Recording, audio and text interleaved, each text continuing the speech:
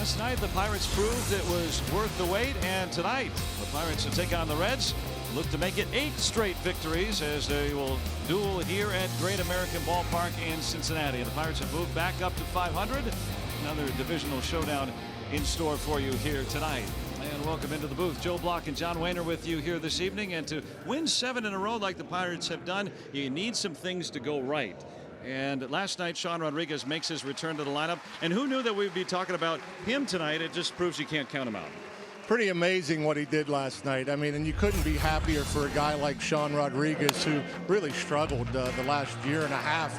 He got robbed his first time up, then he snuck a ball through that left side, a big RBI, but nothing was bigger than this blast, a 3-run homer on a hanging breaking ball. I think he saw a lot of pitches last night. He had a lot of longer at bats, fouled off some pitches, and then he got pitches to hit and he didn't miss them. And for Sean Rodriguez, it has to take a lot of weight off his shoulders because of the way he's struggled this year. And it couldn't happen to a better guy to come through like he did last night. And Marte also drove in 4 runs last night on this grand slam. He might be the hottest hitter in baseball right now. A 13-game hitting streak for Starling Marte, and he is doing it all. He is locked in at the plate. He's getting on base. He's stealing bases. He's hitting the ball out of the ballpark. That's his 3rd home run in the last 4 games. And look at what some of the things Marte has done since July 4th. Yeah, he's one of the leaders in the National League in batting average. And like you said, Rock, it's not just, you know, some hitting. He's doing everything all around the field. Oh, yeah. I mean, this is a guy that's an all-star type player when he's healthy and he's right. I mean, he gets on base. He hits for extra base hits.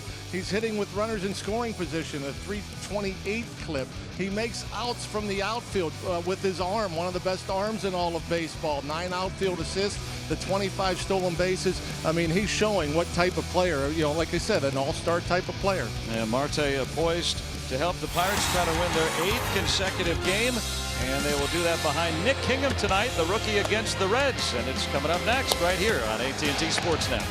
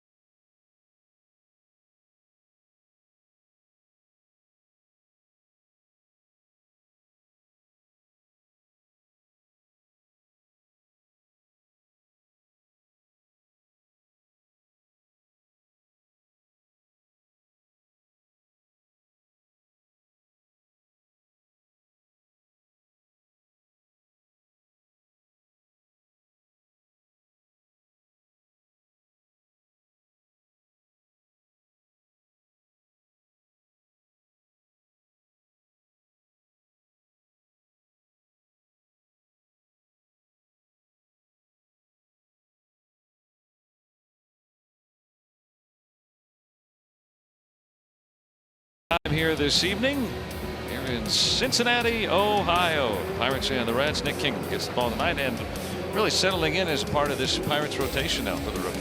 Yeah, he has. I mean, he's done a good job since being called up way back in April. His last 2 starts, especially against the Phils, 6 innings, only gave up 4 hits and 1 earned run. Had the Phils out in front, chasing, had them off balance, and pretty much the same with the Milwaukee Brewers. He struck out, or at least tied his career high in strikeouts with 9.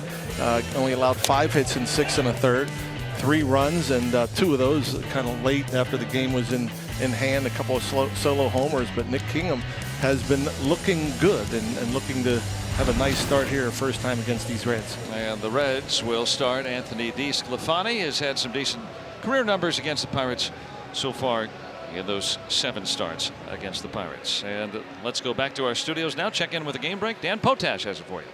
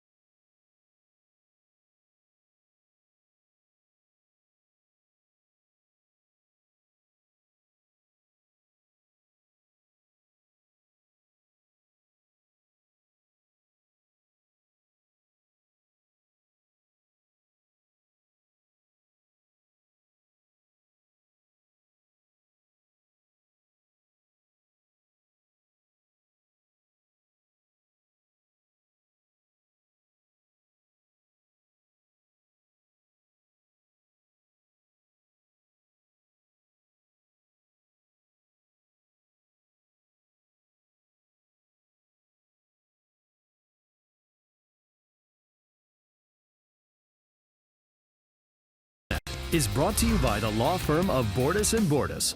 Bordas & Bordas, fighting for justice. Let's go Bucks! And weather-wise tonight, probably some light rain on and off throughout the evening. It just picked up again here tonight. Just a little light sprinkle. We'll see that throughout the evening tonight, but hopefully it doesn't prohibit play. We did not get underway last night till after 10 o'clock. What a big night here in Cincinnati. They had their Hall of Fame ceremony before the game. And umpires, of course, will be keeping tabs of the weather throughout this contest as we get started.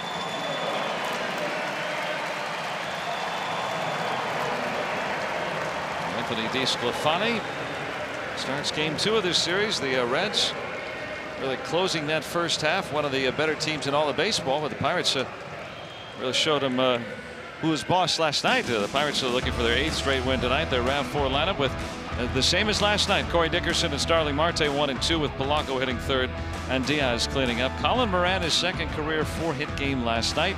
Bell, and then Sean Rodriguez gets another start with his 4 RBIs last night. Mercer and then Kingham round out the order for Clint Hurdle.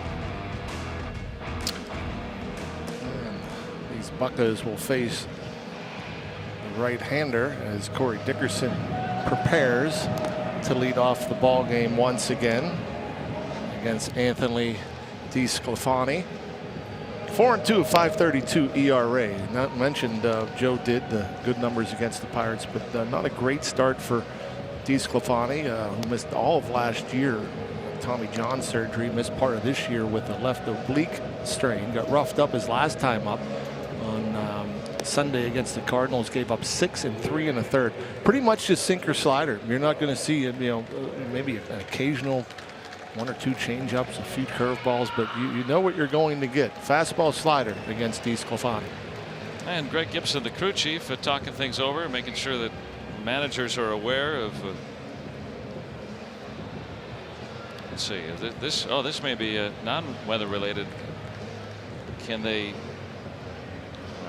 Is all the video replay working? Perhaps that could be the issue, because they've got to be able to communicate with the clubhouse. Kevin Roach, who handles it for the Pirates. Tom Prince is the conduit between the manager and Kevin. And while they sort that out, let's look at the Honda defense for Cincinnati this inning. Joey Votto gets a start. He got in at the end of the game last night. Suarez across the diamond with Peraza and Jeanette in the middle. Duvall, Hamilton, and Winker in the outfield. Kurt Casale will do the catching for the Reds tonight after Barnhart got the start in the series opener. And Robbie, what do you got down there?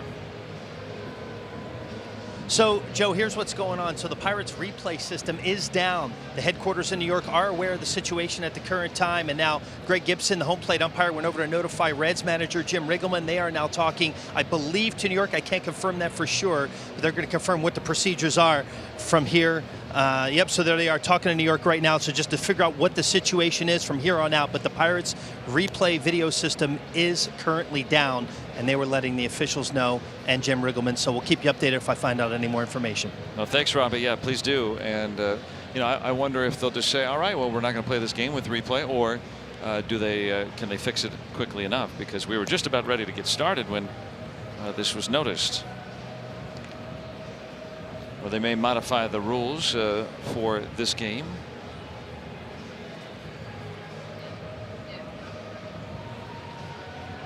All right, so Greg Gibson, the crew chief and home plate umpire tonight, has communicated with New York.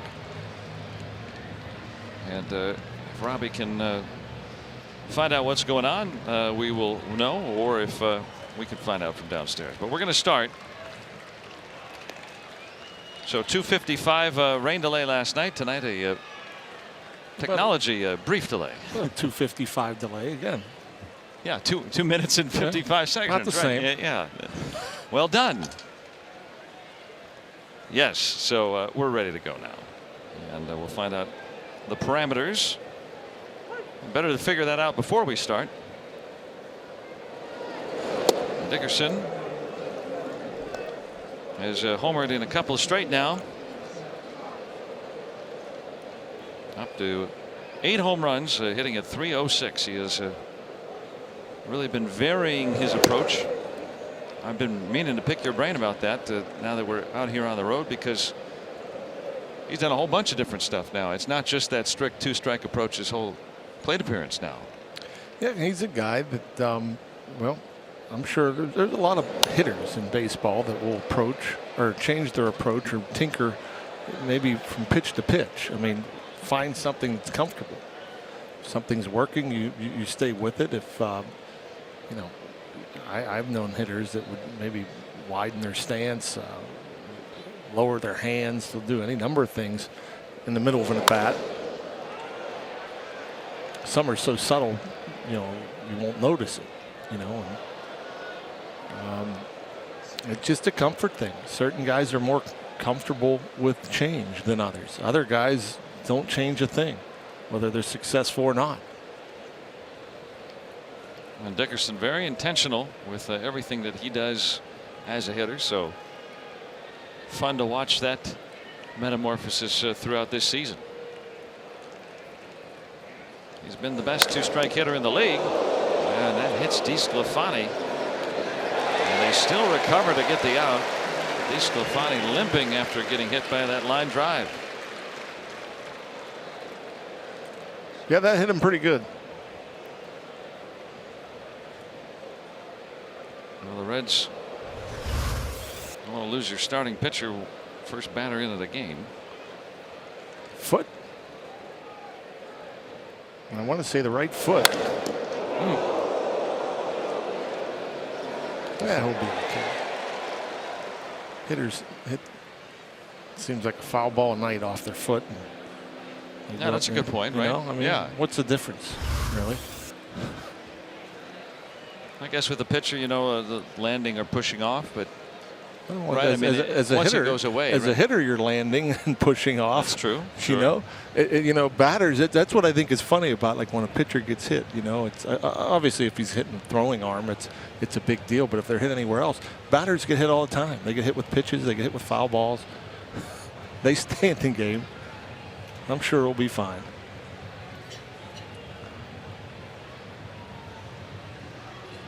Well, DeSclafani will see if. It's imperative that it continues 5 pitches into this game. So I'll just take a moment.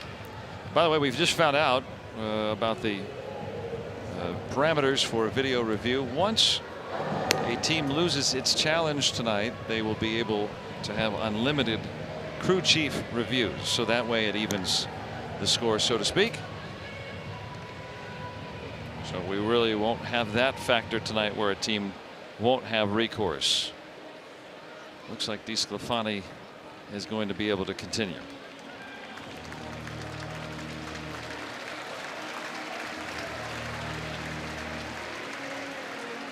Yeah, 2 delays in this ball game. After the lengthy rain delay last night, the review delay, and now an injury delay. Yeah, the Reds blew off fireworks about 2 hours before the game started. Yeah, it was dark enough to do the fireworks. And Marte provided some. Grand slam last night. 13-game hitting streak, tying the best of his career and the best going on in baseball right now. And just one flick of the wrist is that sometimes effortless power. It's going well for Starling Marte when he gets a pitch on the inner part of the plate and he stays inside it and through it and hits it to left center field. Any hitter for that matter, when they can take a pitch that's on the inner third of the plate and drive it into left center, their bat path is good, their hands are working. Most hitters, most of the time, gets that pitch and they're looking to hook. They'll pull it foul or maybe hit it down the line. These are the longest hitting streaks going in baseball right now. Marte's the longest in the National League. Also saw Jesse Winker on that list. And he's got a 14-game hitting streak. A new career high for Marte. He's trying for 2. And he is out. Overslid the bag, and Jeanette came back with the tag. And we're going to have 2 batters in. Another delay. My guess is that they'll look at it. And Clint Hurdle, it looks from here like he says, hey, we have no communication, but we want you to look at it. Might as well. They're going to be able to challenge whatever they want tonight because of the malfunctioning.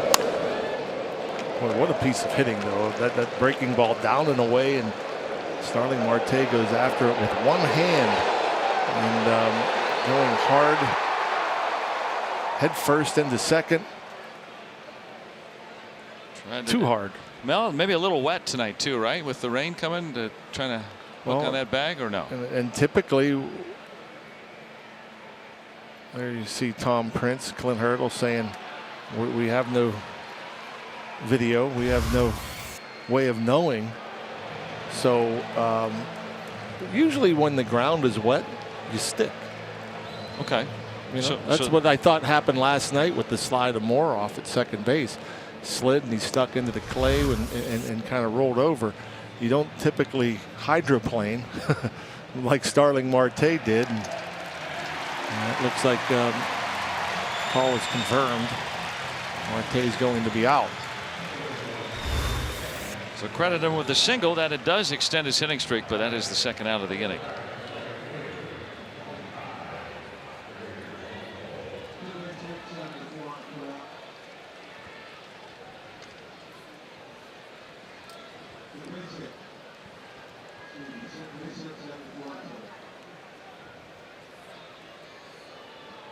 Now Gregory Polanco with the bases empty.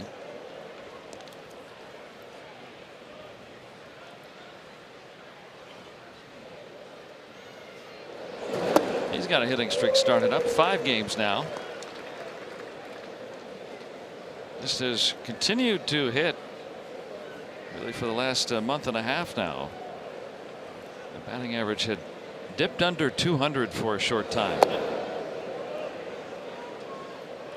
And had that flurry of power in the first couple of weeks of the season, went dormant, and has been a very consistent hitter for a great while now. Out to Duvall, and that's all for the Pirates in their first. Now Cincinnati will come to bat in the rain.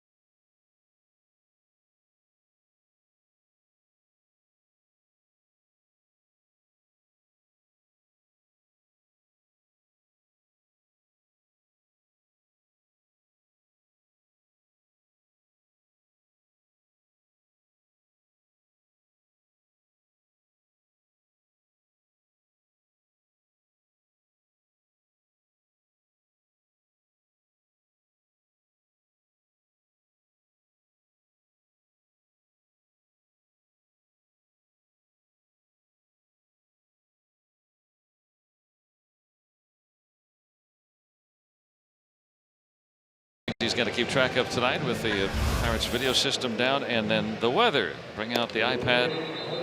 All right, keep you posted.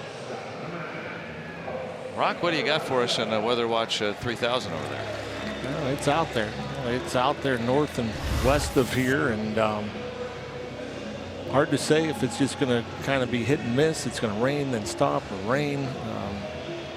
The Futurecast calls for some steadier rain later on in the game. There's some thunder showers out there as well. Hopefully they'll miss us.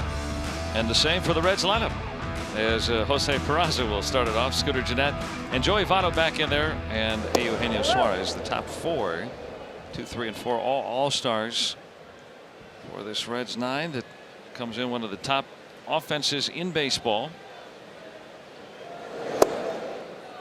They have been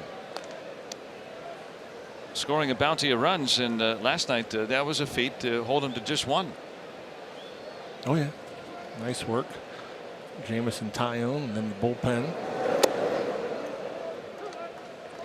Looking for good work. Another good start from Nick Kingham. 9 starts, 4-4, 4.26 ERA, a strikeout per inning. Opponent's hitting just .230 against Nick.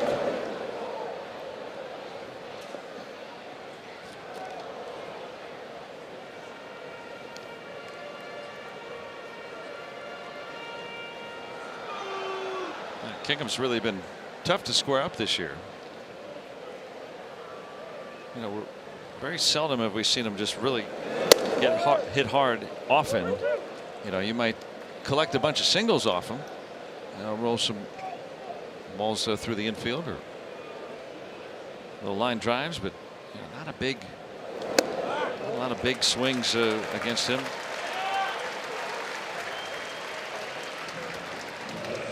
A walk to start with Peraza out there. There's Sean Rodriguez at second base again tonight. The Pirates defense. Mercer will be across at short, and Moran and Bell on the corners. Dickerson, Marte, and Polanco in the outfield. And Elias Diaz does the catching. Same 8 for the Pirates as last night. And it worked well. Most lopsided win for the Pirates in Cincinnati since 4th of July back in '01.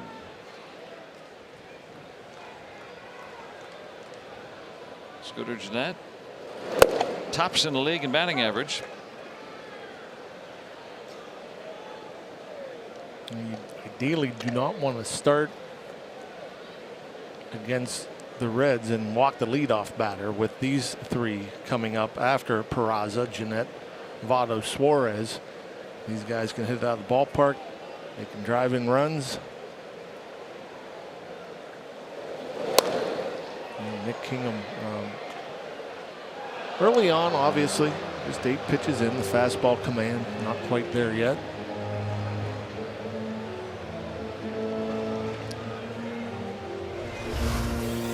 Trying to make a catch any way you can.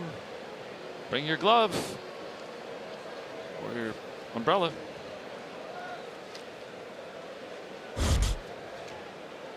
Hard thing is really catching it in the umbrella. That's the tough part. So you wouldn't see that at PNC Park. The fans there, they just grab it barehanded.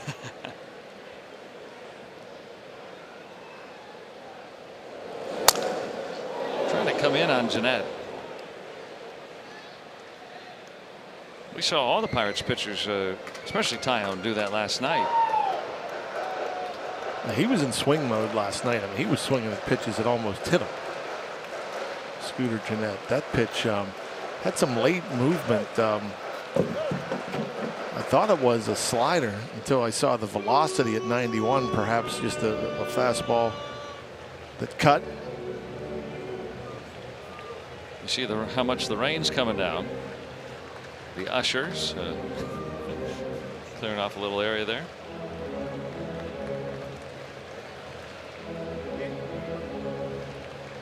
I'm curious how Kingham will fare against lefty batters here in this ballpark. Of course, the Reds have some good lefty swingers in their lineup, and Kingham has not fared as well, especially at limiting left-handed power. But again, just in his first throws in the major league. So how far off the plate inside that pitch is. And again, Gennett just is in swing mode. He's picking up pitches that are coming in towards him. But look at that. That thing almost hit him in the back knee. I mean, it started off in and then burrowed even more inside.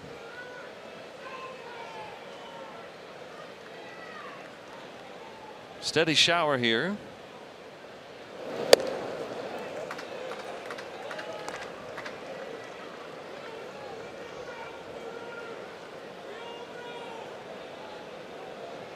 A lot of Bucco fans here in the state of Ohio, of course, and many making the trek from Western PA, West Virginia. Our fans in Maryland. Nice drive over here. Did the same thing. Another full count for Nick.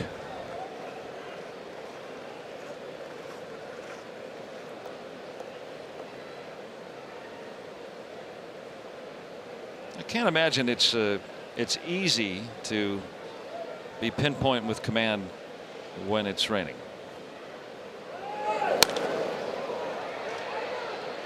Well, it depends. I guess it depends. The ball's dry. I mean, it's not like the ball's wet. It's not rolling around. It's in your glove or in your hand, so that you're going to have a problem gripping the ball. I mean, the only way you're going to be affected is Nick Kingham just tries to clean the cleats. That's more of an issue. Is the mound sticky? Is the mound slick?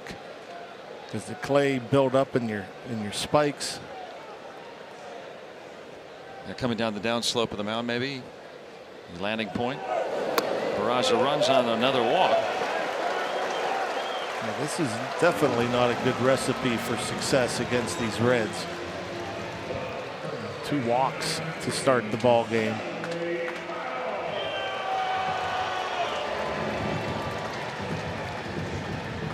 And Greg Gibson out there, as we saw last night. I mean, it rained for at least half the game last night, and the grounds crew here did a fantastic job of keeping areas with some of that drying agent on it.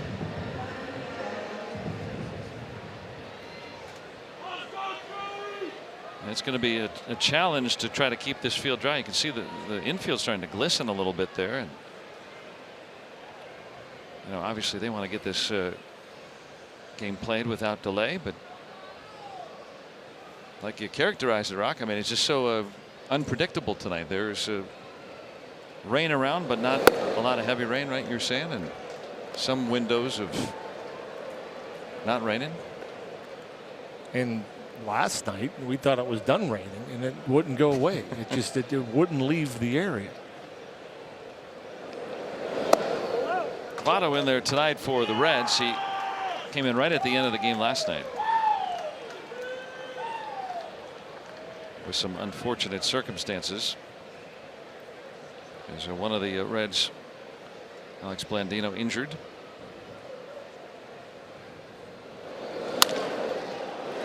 That's what you want. A little ground ball. And on that wet track, Votto tiptoeing to first. He's doubled up.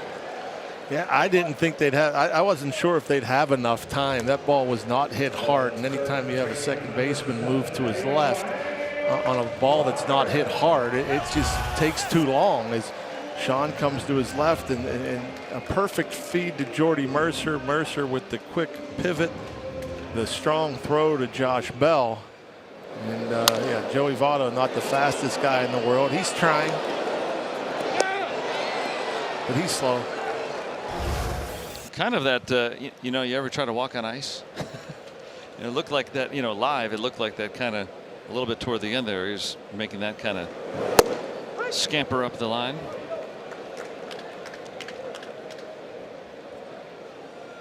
Kingham gets a ground ball when he needed one. Still got to get through Suarez, though. Eugenio Suarez, among the leaders in batting average, home and RBIs. Oh, that's a better pitch than the first pitch.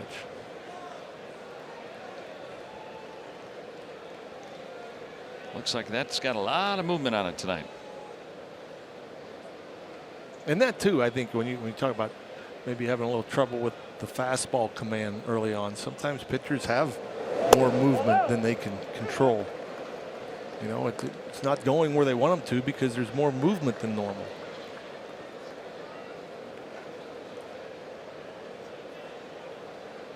Trying to keep those cleats free of that clay.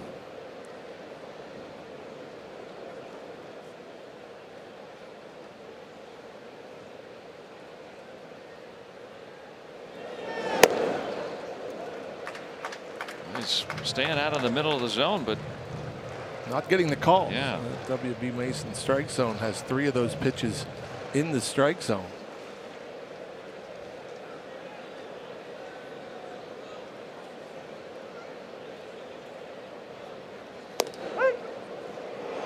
Gets that call.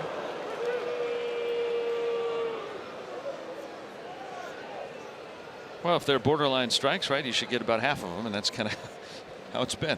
If they're in the strike zone, you should get all of them, as far as I'm concerned.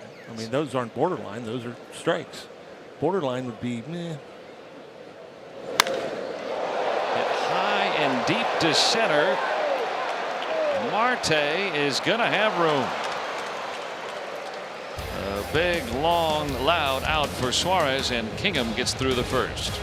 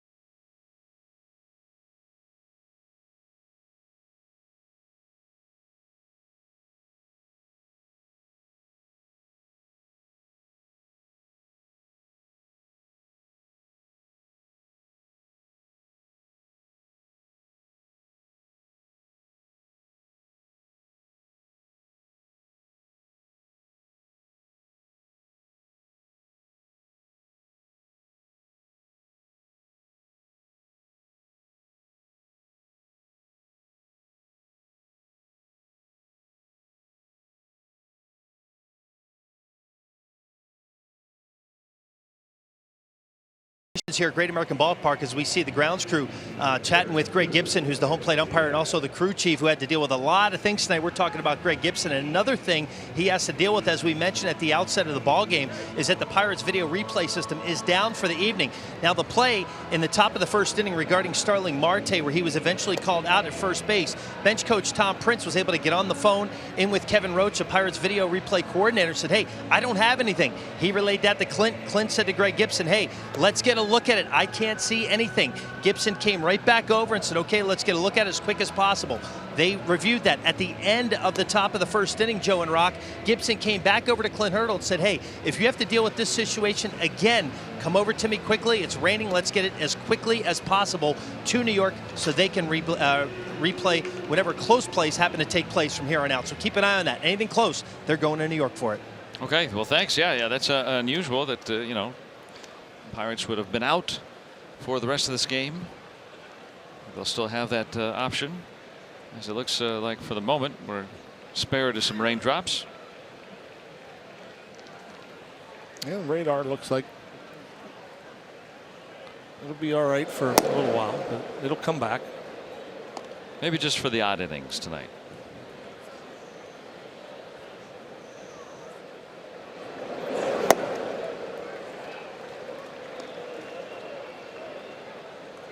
A little bit of everything.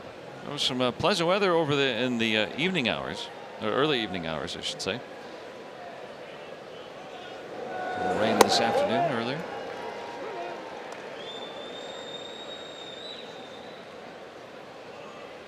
DeSclafani worked around a single by Marte.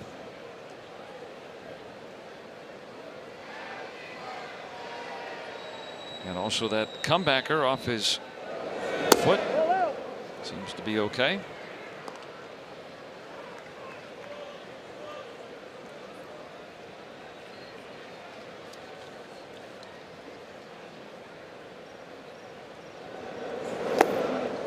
How about that? 3-1 breaking ball. Got the chase. Well out of the zone. And saw that one at bat from Diaz last night, to where, you know, he kind of got overly aggressive. He chased some pitches out of the zone, and it was like, that pitch, that borderline pitch off the plate, goes in favor of the Reds' right-hander, DeSclafani. But the one thing about Diaz that I think it's part of maturing is, after he had a bad at bat where he was a little swinging freely and chasing some pitches, he came back and corrected himself right away. Went the next at bat, more disciplined, Got himself a base hit. Greg Gibson. 3. Strike 3.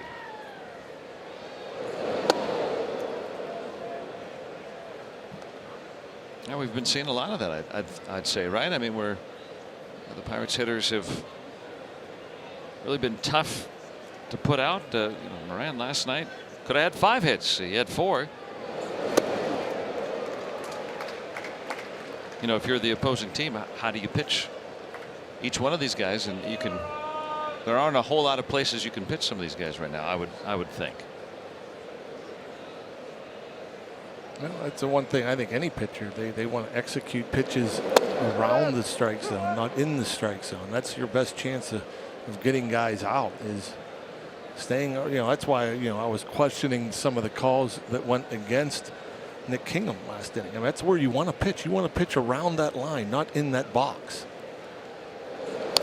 And if you can stay around the line and change speeds with good location, it's tough to hit. I don't care how hot you are. That's not that simple to do. And the thing is when you have an offense that's swinging the bat well, what ends up happening is they take advantage of the pitches that are inside the box.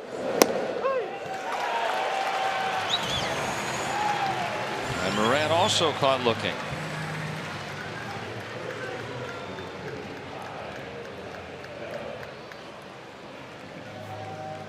This Friday, the Pirates will host the Mets at 7:05. It's the 6th annual Faith Night presented by Chick-fil-A, and a post-game event with Clint Hurdle. Pirates players and coaches sharing their personal experiences on how faith has impacted their lives and baseball careers. Go to pirates.com/faith night.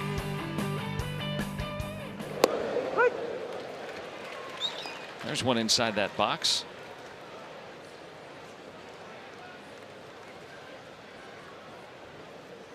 That's what you talk about, changing speeds, right? I mean, that's what you'd call a get me over curveball.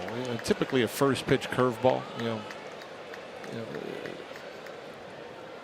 Wouldn't call that as much a mistake as it is just I'm flipping it up here to get a strike. It's most hitters aren't chasing that. Raza can't glove it.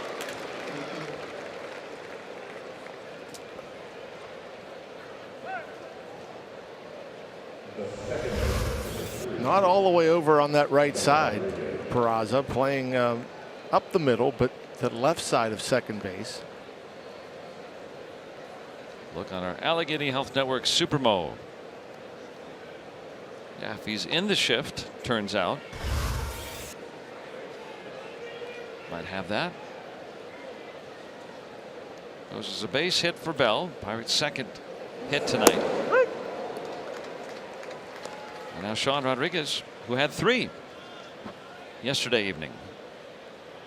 It was astounding to think that came back off the DL. Played a dozen games down in Bradenton and Indianapolis, and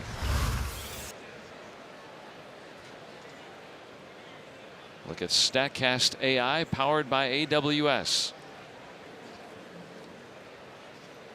Percentage of balls that Josh Bell puts in play. 1 out of every 5 balls that Josh Bell hits are up the middle. 20%.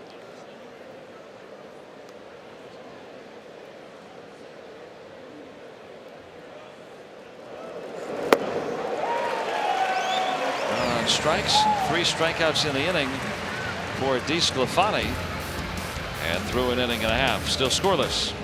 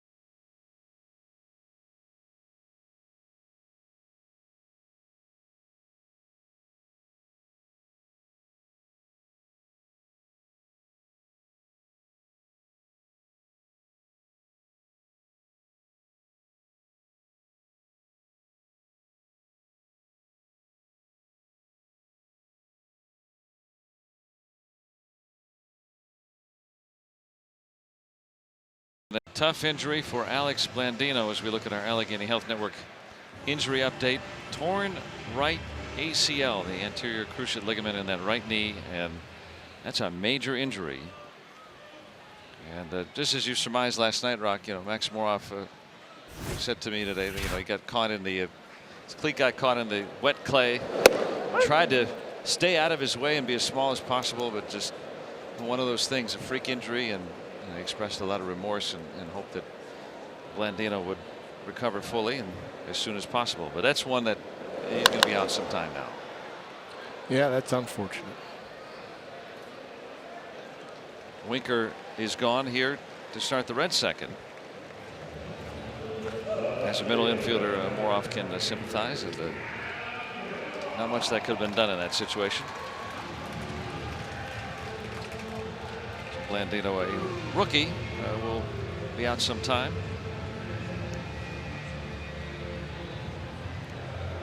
If you're going to have an injury like that, it's better to have it in the big leagues. That's a good point, right? Than in AAA. Yeah, you stay on the big league disabled list and accrue service time. Is that 2 pitches? 3. Right? 3? Yep, 3. I missed one.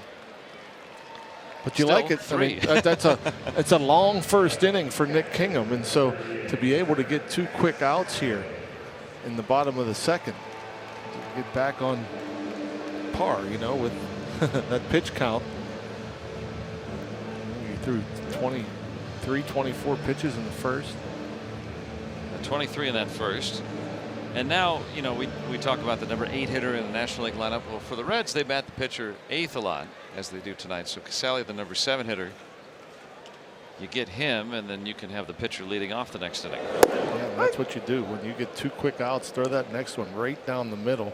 No doubt that Casali was going to be taking all the way. With the pitcher DeSclafani on deck, want to get him some rest. How about a 5-pitch inning? Nicely turned. Nick Kingham, 1-2-3 frame. Now DeSclafani has to get right back out there.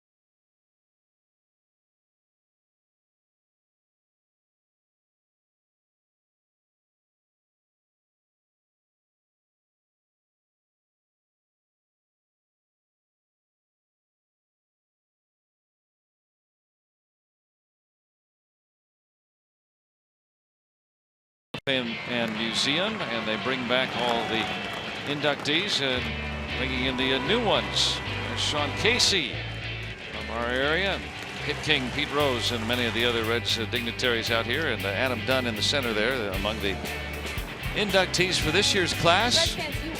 Fred Norman, who pitched in the 70s, and then Dave Bristol, who was right before all those great rivalries in the 70s between the Reds and the Pirates. He managed in the late 60s. And they're all enjoying the game. So some of the guys that you faced in your career. And maybe one. Larkin? Oh, well, I didn't face Larkin. Well, I mean, you know, played just, against. Yeah, played against. Yeah. I think Tom Browning would have been the only guy that I can think of. Maybe Jose Rio. I don't know. I don't know who I faced. I know I faced Browning because that's who I got my first hit off of. Oh, is that right? Yeah. He's here today, the author of A Perfect Game. Yeah, so neat thing that they do. I like that. Yeah. You know, kind of honoring not just, you know, the Hall of Famers, but this is their Hall of Fame. So anybody that stood out in a Reds uniform and over time. So pretty cool. And this is the Hall of Fame. It's right outside the ballpark in a separate building. And a really neat thing. I remember coming to see it right when it opened, maybe the first year. And it's just a cool thing for baseball enthusiasts. If you make your way out here to check out Pirate baseball on the road, pretty cool to check out. Some retired numbers. They've had a great baseball history. Next year, 150 years of Cincinnati professional baseball. Think about that. By the way, you were 1 for 4 against Rio, so. Oh, thought maybe. Somewhere in there.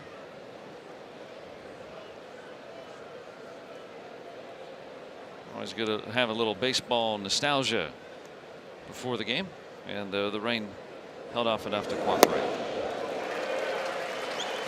That's 4 strikeouts now for DeSclafani. Yeah, his ball's moving all over the place too. He's throwing some nice 2-seam fastballs, and then the first 2 strikeouts, Diaz and Moran came off of that moving, running fastball. The last 2 strikeouts, Rodriguez and Mercer, on the slider.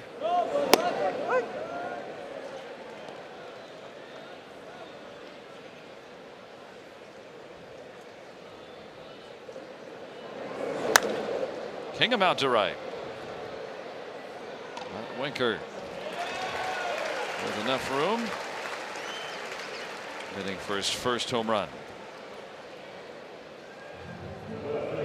Dickerson did a homer last night. A look at our AT&T achieving more in month by month this season. You see how the Pirates have totaled their scoring. June was a swoon for the Bucks bats, but in July that home run pace has been their best in any month since 6 years ago. Among the leaders in the National League in home runs, just a couple off the pace entering play tonight. We don't think of this team as a home run hitting team, but they have been in July. Maybe. Out to Hamilton, and beyond the wall, another home run for Corey Dickerson. The hat trick. 3 straight games with a homer, and the Pirates start off on top again tonight. You know, until recently, Corey Dickerson hasn't hit for much power, and so you might not think that he has a lot of power. Now, this guy has a lot of raw power. He just hasn't been lifting the ball in the air to center and to right as often as he has in the past. That was an absolute bomb, a breaking ball middle. I'm sure he knew right off the bat that it was gone. I mean, he gets extended, stays inside it.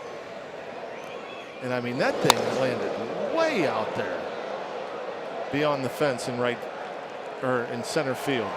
Top of that mound out there. Statcast projecting that at 417 feet. 3 straight games with a home run for Dickerson. And the Pirates have an early advantage.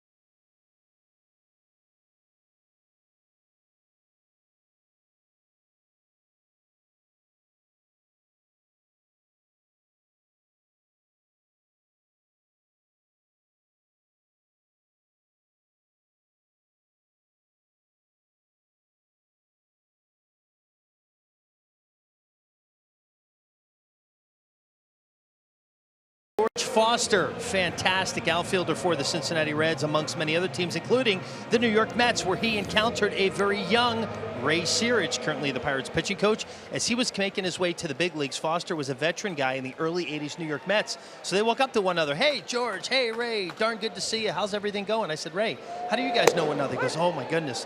He goes, this is the first guy that ever took me under my wing when I came to the big leagues. He taught me a ton of things on the field, off the field. He was the first guy I looked up to when I get into the Mets organization. So how about those random run-ins, Rock? I know you've probably seen many of those in your time here in your travels, but Ray and George Foster, old buddies. That's amazing about baseball and how you can. There's another quick out from Nick Kingham, dispatching this Sclafani rather quickly. First punch out. You know, in baseball, it's weird because typically you can have great relationships and great friends in baseball, and then you might not see them again for who knows how long. You know, it's not like you see them in the off season or you keep in touch.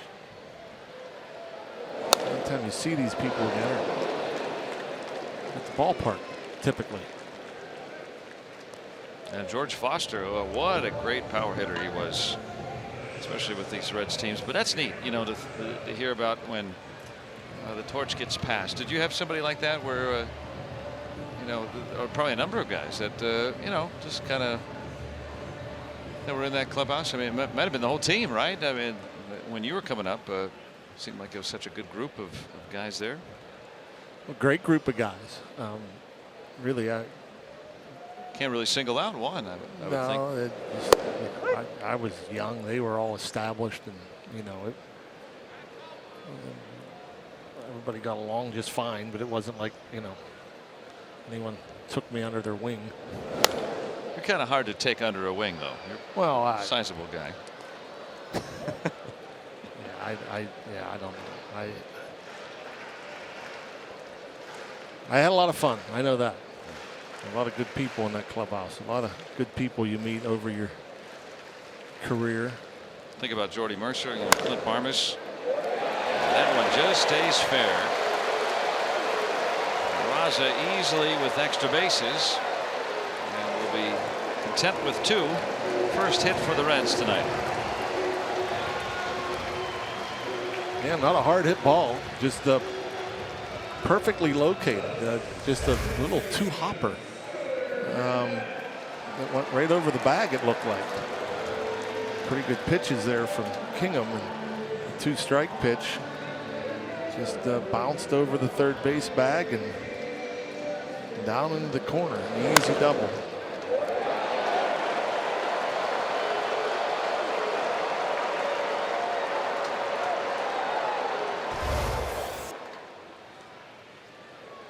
So the Reds in the hit column. And with 2 outs, Peraza score on a base hit to the outfield. You got to be careful with the all-star Jeanette. Worked an 8-pitch walk back in the first inning. And the way he's been swinging, the one thing I wouldn't want to do is to make a mistake on the inner third of the plate and up. He's looking to pull. He's looking for the ball inside, and he's coming out of his shoes. You know, the pitch off the plate, he's been chasing. So that might be an idea to get ahead, go in off the plate, see if he continues to foul those pitches off.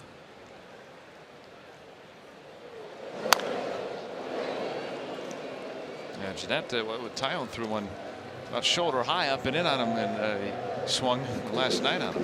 That looked like it could have hit him in the back shoulder. His first at bat here tonight. The pitch was headed toward his back foot. He fouled off.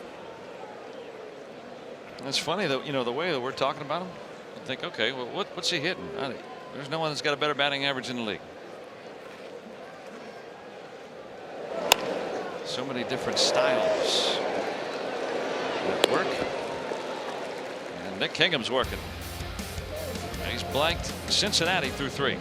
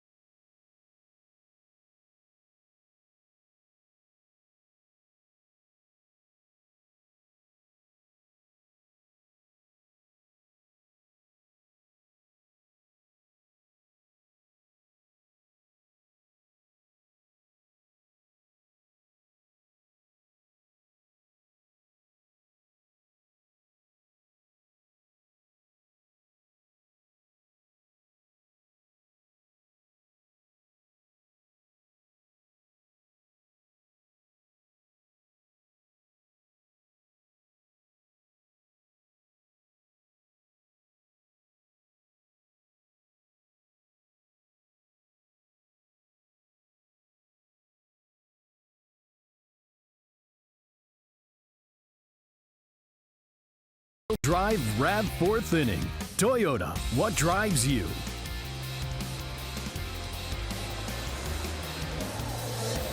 And the rain returning a little bit. A little light shower here in Cincinnati. Doesn't put a damper on things. Corey Dickerson with the home run. The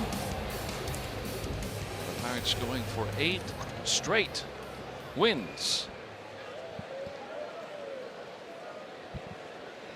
We've gotten back to the break-even point, and now trying to be above 500 for the first time since June the 6th. That was a day that Polanco could point to. That was the day that he decided to move off the plate. We talked about it last night on the radio side, as some of that may have contributed to his success at the plate since that time. Yeah, I mean, the swing's just better. I mean, the swing's been more consistent. The bat path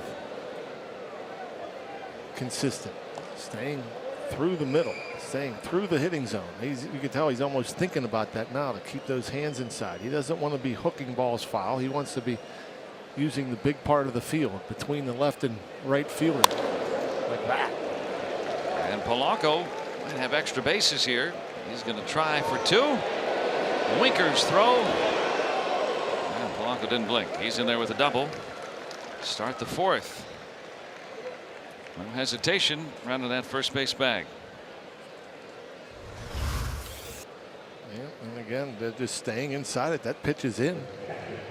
And again, I mean, it might help some that he's backed off the plate. Some, I mean, it wasn't a huge, drastic move in the batter's box, just a few inches.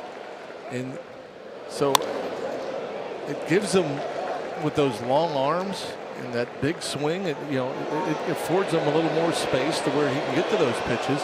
But maybe more importantly, if a pitcher notices that, maybe they're less likely to come in there. So he's not seeing as many pitches inside.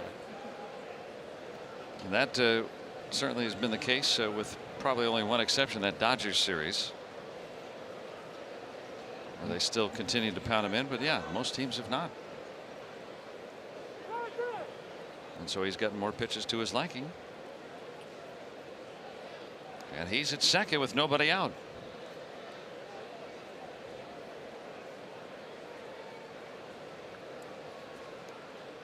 Elias Diaz struck out looking on a ball that appeared to be just outside. This will advance Polanco. And that's a good read by Gregory Polanco. And Diaz with a productive out. And he too, you could see, was trying to pull those hands in to hit a ball to the right side. That ball got in on him, and just a little tapper. And as a runner on second base, if you can recognize that the third baseman has to vacate, come into the grass to make that play, well, you can get over to third base, get that extra 90 feet easily. And so Polanco now on a fly ball, or all past the mainly drawn in infield. Colin Moran, 4 more hits last night. Let's look at our Barrel Automotive League leaders. National League rookies. Most runs batted in, the Marlins, Brian Anderson. Jesse Winker of the Reds. We've seen Villanueva hit some home runs, and then Moran right there on the list, number 4. And he's batted in a variety of spots. He's been the cleanup man for some time, and on the 5 spot tonight. A foul tip, they called that last one, by the way. So it's 1-1. There's Winker, the Niagara Falls native, at least early in life.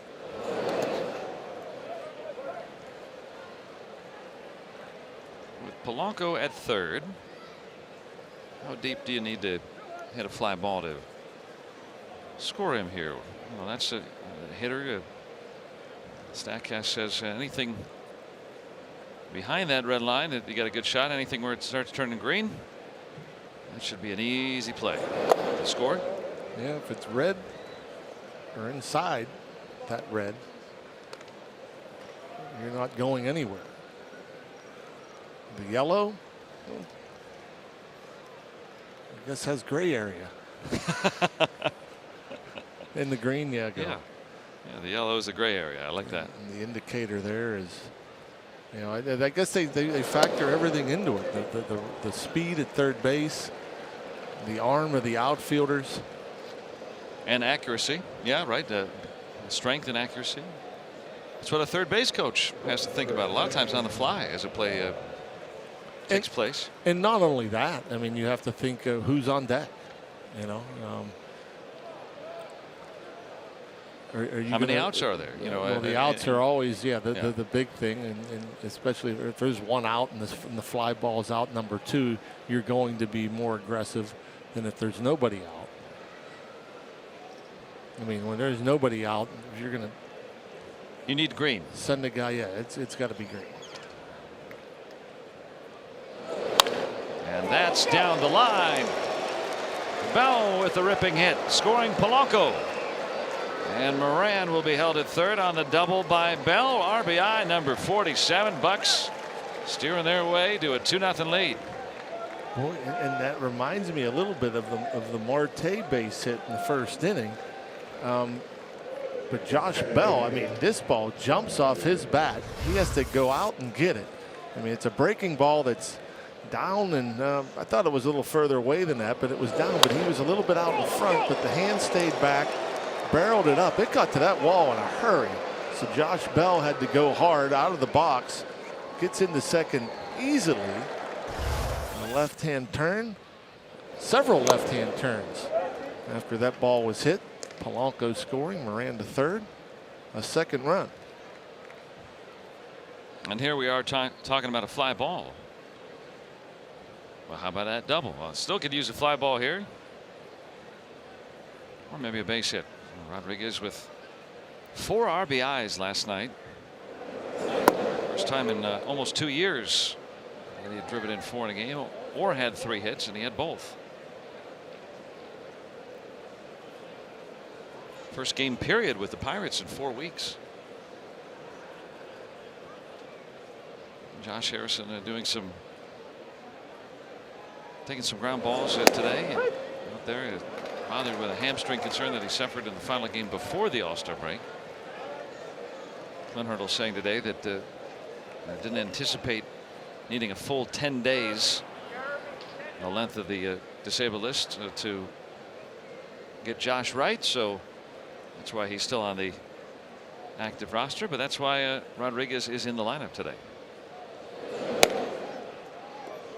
You would almost expect then that Josh should, you know, they're hoping to get Josh in the lineup the next couple of days. Yeah, I would think by Monday at the latest. In Cleveland.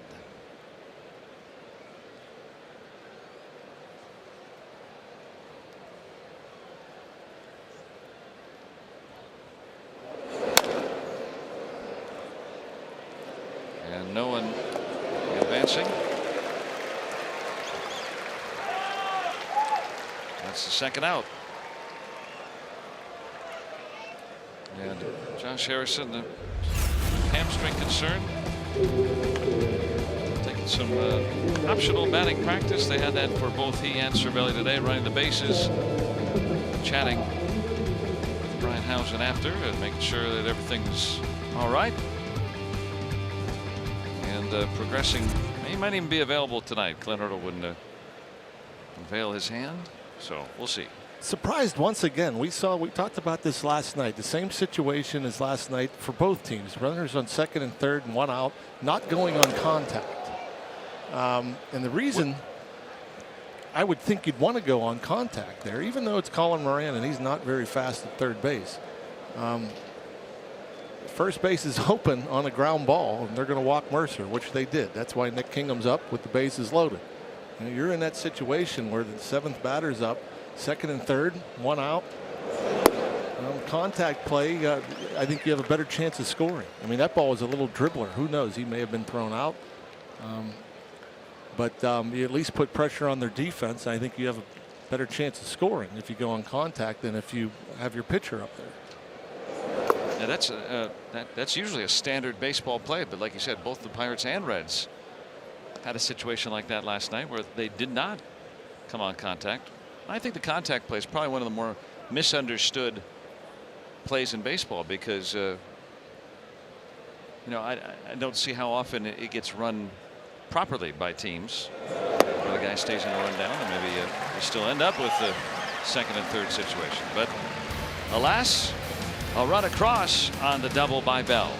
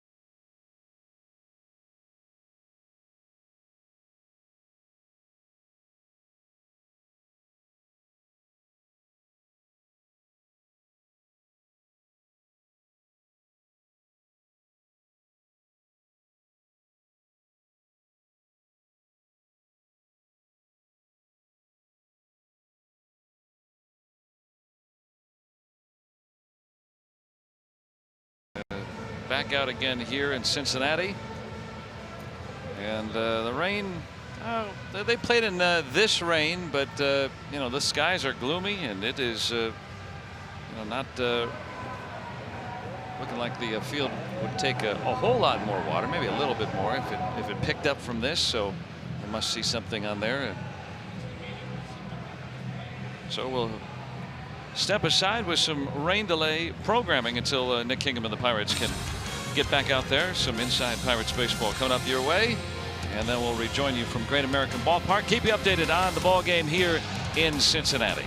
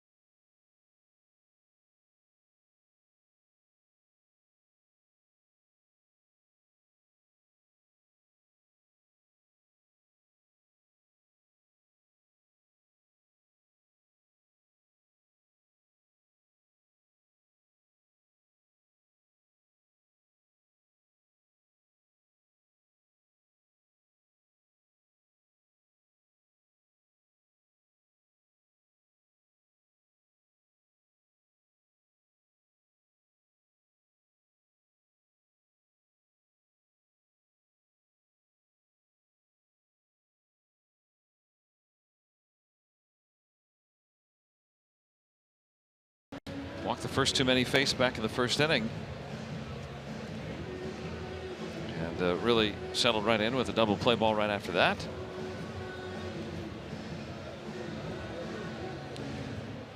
And with Votto coming up to lead off this inning. He's in the 3 spot. This is the in-game box score. The lone hit the Peraza double back in the 3rd inning. And nothing else. That was a huge at bat, by the way. The Votto double play ball. Anytime you walk the first 2 batters of the game and you have Votto up there, you're thinking it could be trouble. And he induced a weak grounder and a nice turn by Rodriguez and Mercer to get 2 big outs and get out of that first inning. Now the Pirates already Josh Bell with 2 more hits. Dickerson has homered. Marte's extended his hitting streak, and the Pirates kind of picking up where they left off last night. Yeah, it's good to see. The home run ball, a nice swing from Dickerson, getting that ball elevated towards the middle, staying inside of it. And then the leadoff double by Polanco. He's able to come around and score. A good opportunity though with 2nd, 3rd, 1 out. The Pirates unable to add on after that 2nd run came home. Where the Reds ended up walking Mercer to get to Kingham with the bases loaded. 2nd time, by the way, this series where that situation came up at the bottom of the lineup. The 7th hitter's up with 2nd and 3rd and 1 out, and they did not go on contact on the ground ball, and so it allowed Jim Riggleman to walk Mercer to get to the pitcher, so it ended up in 0 runs both of those instances. And the reason I think you send him on contact is Moran gets thrown at the plate and it's still 1st and 3rd. So what? They might pitch to Mercer. You have a better chance of scoring than if the pitcher comes up with the bases loaded. That's a good point. And that's the worst case scenario, really. 47-minute rain delay. And as you pointed out, Rock, Kingham with the Pirates at the bat last half inning before the delay. It's been about an hour since he's pitched, maybe a little more. Still right back out there, no problem. Good little change up there. A little late tail, bottom of the zone. Great to see too that both managers will have the option of keeping their starters in. Breaking ball, fans. Votto looking. Yeah, fold there. Took that 2nd strike changeup, and then Kingham with the high hook. And this curveball was up, but it froze Joey Votto, and he knew it. He knew it was in there. Goes down to a knee. Yeah, couldn't pull the trigger.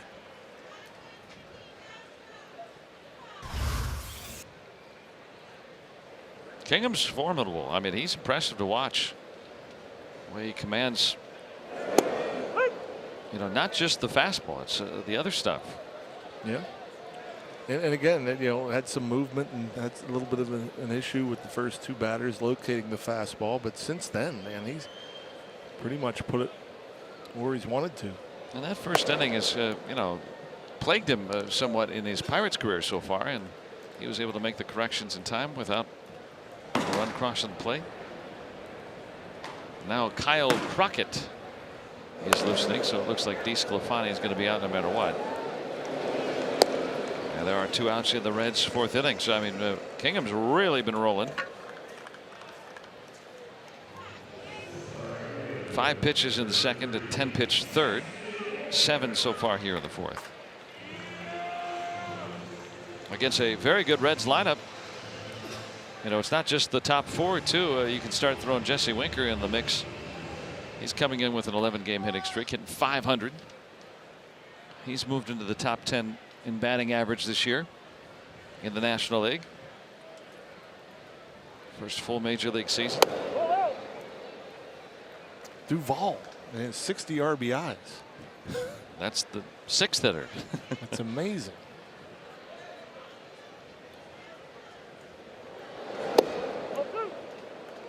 They don't get a lot of time off in the lineup.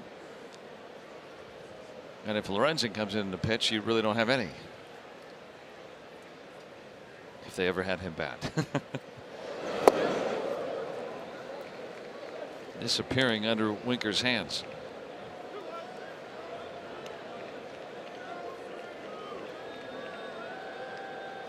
I was talking with Jacob Stallings. As you see, the shift quite pronounced. Pirates backup catcher who's caught a lot of Kingham starts down at AAA Indianapolis, and really remarked how bright Kingham is and how able he is too to add a slider. Saw when he faced some big league hitters in spring training that he needed something else, and it didn't work right away, but once it clicked early on in his minor league season, he has stuck with it, and it has become a legitimate offering. At sometimes, like we saw in his first ever start, there's Stallings in the middle. I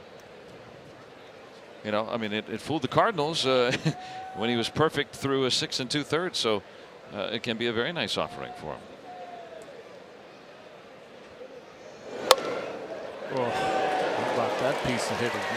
Winker, it just seems that he just waves a magic wand when he's facing the Pirates. I mean, that is just the protection mode.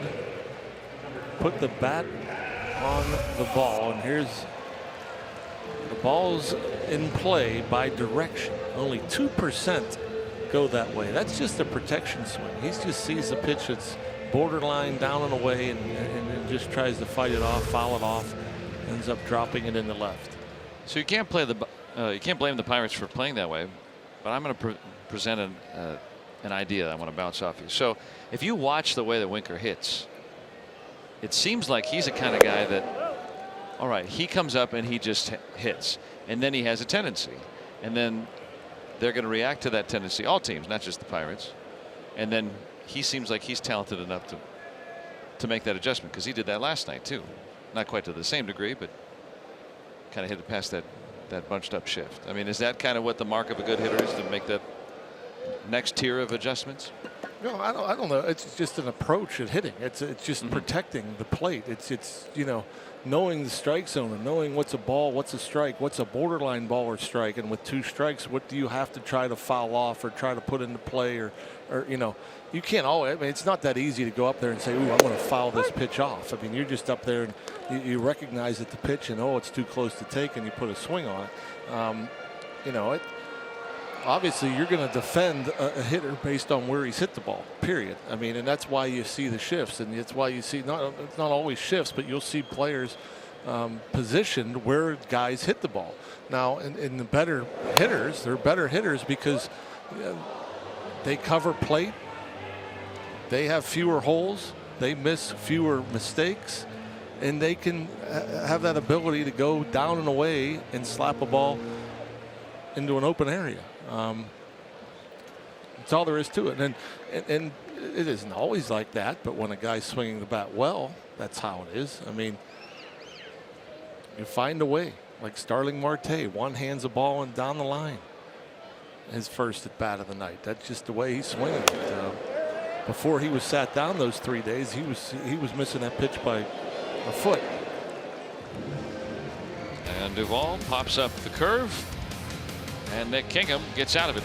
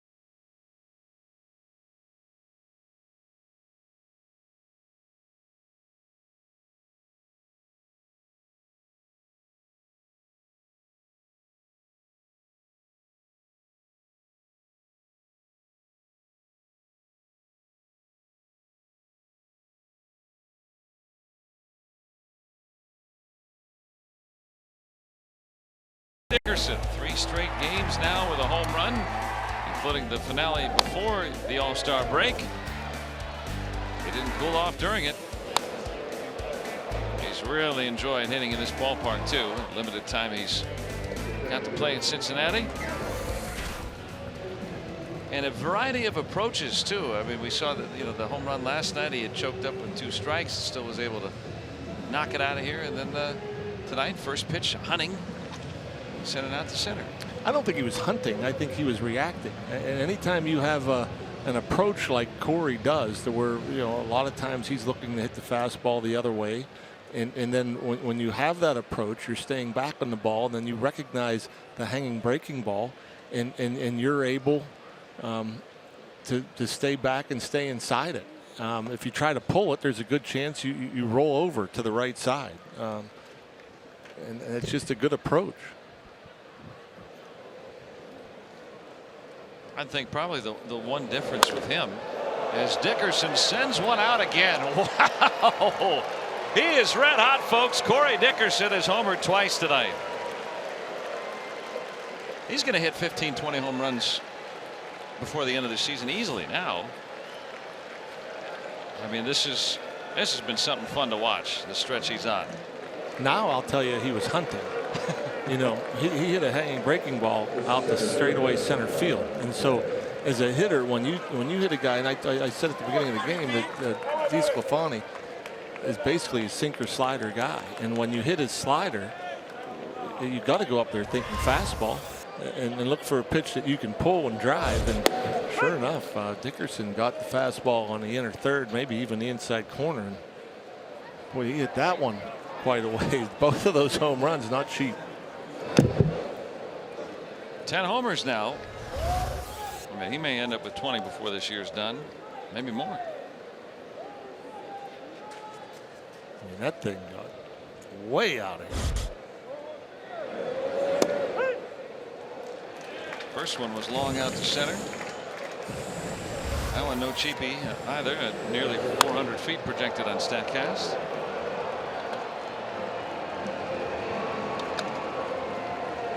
Yeah, there's no question that he went up there looking. He says he's going to try to throw that 2-seamer in here, and I'm going to turn on it. So 4 homers in the last 3 days. And Jim Riggleman, the interim manager, comes out to get DeSclafani here as the Pirates lead 3-0 in the 5th.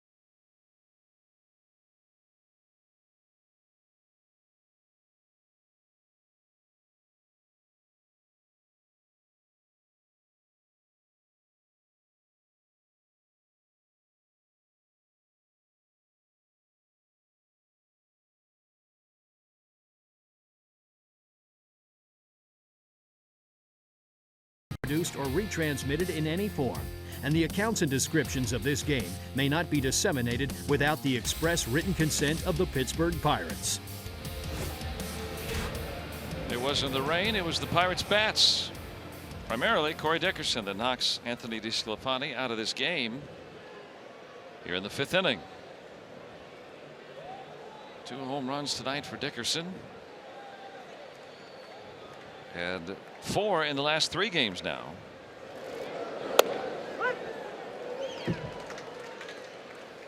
Kyle Crockett, just 12 appearances, 1-0 with 6.35 ERA, 5 2/3 innings. So matching up against left-handers is how he's been used. Don't normally see the matchups this early in the ball game. Just one out here in the 5th, but he gets a pop up off the bat of Gregory Polanco. Let's take a look at our Lowe's whole team together. And the Pirates, this is for the month of July. Which teams lead the National League in home runs? The Pirates right up there with Colorado and the Cardinals. That includes Dickerson's 2 home runs tonight. We don't think of the Bucks bats being a power-laden team, but they have been this month. They have already hit 6 more home runs this month than they did all of June. Pretty impressive. Yeah, it kind of came out of nowhere. Starting in that homestand, the end of that homestand. Down the line for Diaz. He continues to torch lefties. He's got himself a double. Diaz coming in hitting .353 against left-handed pitchers, and leave Crockett in to face him, and sure enough, a rocket off Crockett. Yeah, a slider. Maybe he thought he could just flip it in there for a strike, but Diaz hit it like he knew it was coming. Up middle of the plate.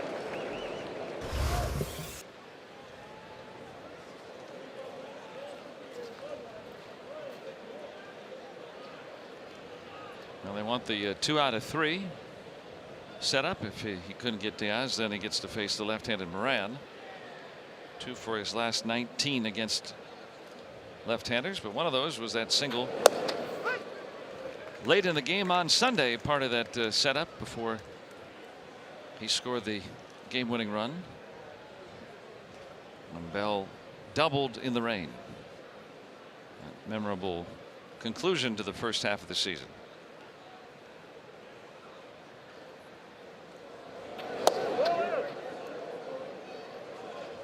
A little funky delivery from Crockett. Not a hard thrower. Fastball just 87. The 0-1 pitch. And just fastball and slider to lefties.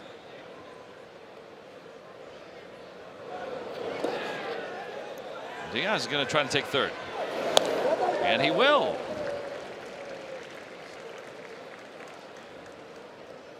An aggressive advance. It'll be a wild pitch. Well, you want to make sure you can make it if you're going to try to advance that 90 feet with 2 outs.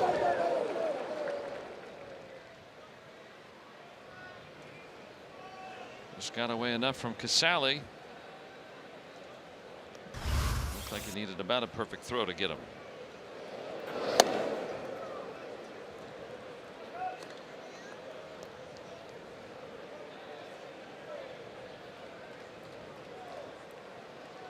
Yeah, sometimes that dirt around the infield with all that diamond dry, and if you dive head first, it scratch you up a bit.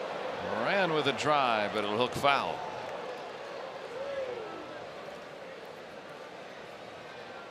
Just a little bit too far out in front. That little breaking ball on the inside corner. He got his hands in, but just a little bit out in front.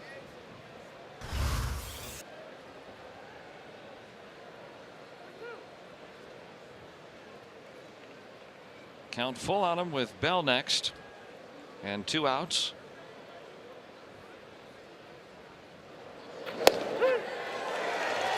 Clark looking to win the inning, but the Pirates have another.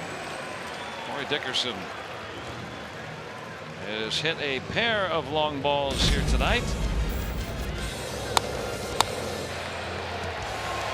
One to center.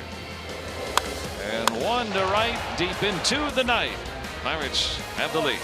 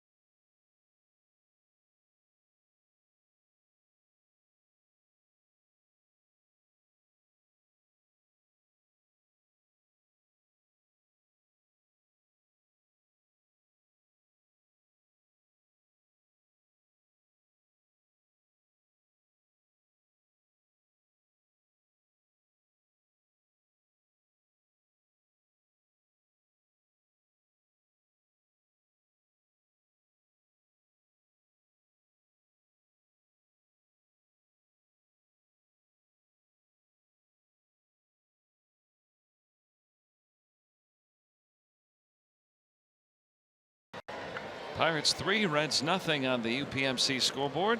Nick Kingham at 56 pitches. Kurt Casale greets him in the 5th. Loud first pitch out. Yeah, I thought he hit that ball pretty well. I mean, big man Casale at 6'3", 235. That ball didn't go anywhere. That was surprising to me too. I mean, he's got a little pop from down in the minor leagues, and occasionally, let's hear it. Sounded good. Yeah. Like I had a good launch angle. I got it. Hey guys. Tyler Glass now, Richard Rodriguez. Having fun. When you've won 7 in a row, right? Longest winning streak going in baseball right now. Pirates own it. And just about everybody has done something to be a part of it. Marte certainly has.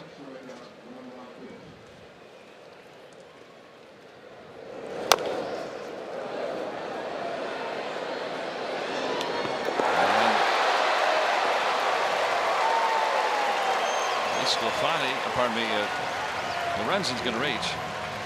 Interesting. Now we saw Lorenzen was throwing in the bullpen. Now do you think that he got ready to pitch and then came into the dugout to pinch hit, and then he's going out to pitch? And that might be a first for me to see something like that happen. And just a little swinging bunt. He had plenty of time, and you know, Josh Bell, not enough reach. I mean, you could have tried to, you know, kind of go across the bag and make that catch. But that throw has to be on the inside of the foul line, not the foul side of the foul line. Kingham gets the error and allows Lorenzen to reach. Yeah, that is unusual. I mean, I think maybe we've seen something like that late in, I mean, extra innings, 14th inning, or you know, the 5th inning of a ball game. You just don't see that. I mean, but Lorenzen with some unusual luck at the plate lately. Marte coming on, and he's got the 2nd out. Yeah, I don't know if I've ever seen it. Again, it may have happened. I'm sure it has, but I don't, even in extra innings, I don't ever remember seeing a pitcher coming in to hit before he goes in to pitch.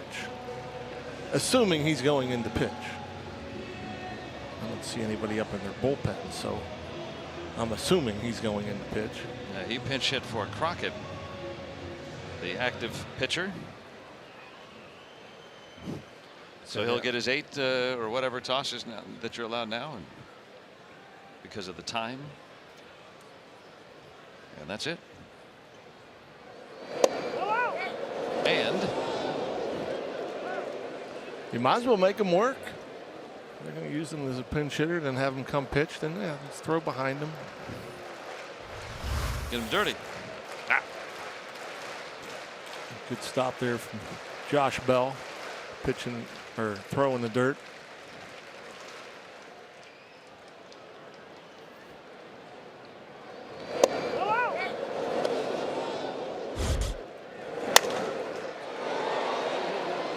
Rodriguez has the final out.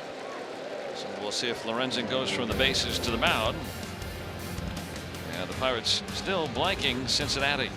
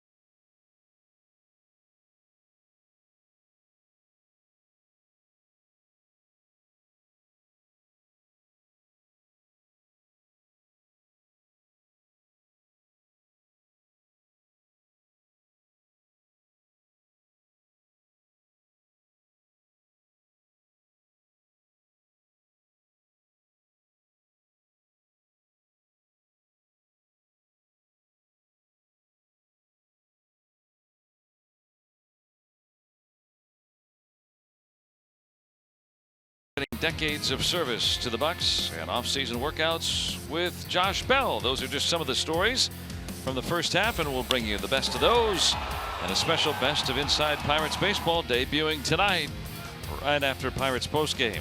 Yeah, they were singing in the rain on Sunday thanks to Bell's hit, and thanks to Bell's hit tonight, Pirates leading 3-0 on the UPMC scoreboard. Is double his last time up, driving in one of the three. The other two off the bat of Corey Dickerson. And so the pinch hitter stays in the game to pitch. And you never see this. You never see the pitcher coming in. We read his numbers, 1-0 at 2.23 ERA and 22 appearances, and normally the uniform's clean. It's never dirty. That's really something else. Yeah. Hard throwing right-hander, one of the harder throwers for these Reds, averages just over 95 miles per hour, kind of built like a linebacker. Big, strong guy. Typically pitchers are long and lean. Yeah, he's more muscle bound than the average pitcher.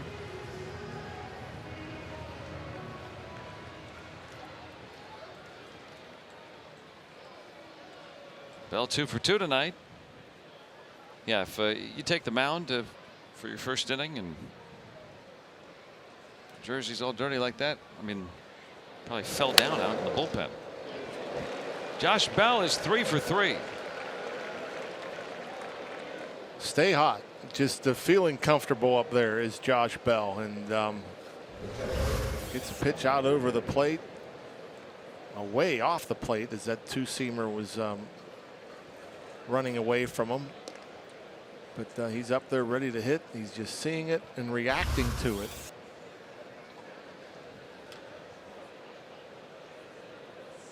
He's been one of the leaders in on-base percentage in the league over the past month and a half or so, and batting average too.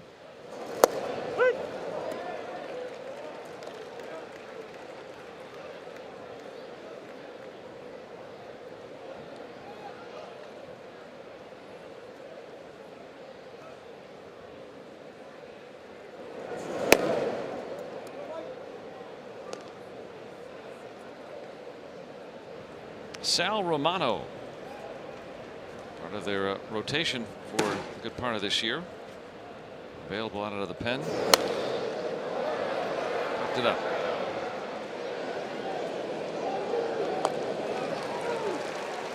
And one out, and let's check back in with Dan Potash. He's got a game break.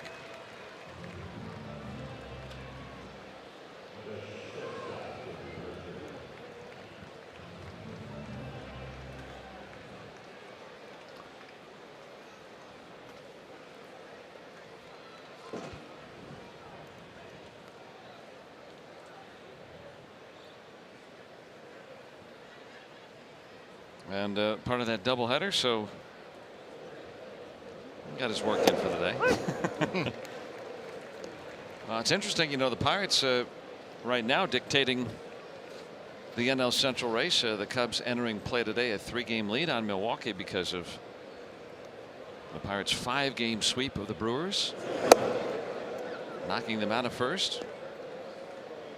And don't look now, but if the Pirates keep winning, they're going to start leapfrogging some teams. And right now, you can't really say, all right, well, they're right in the hunt of the wild card or the division, but they are. If they keep doing things like this, they're going to be there before they return home. And Jordy Mercer with a double.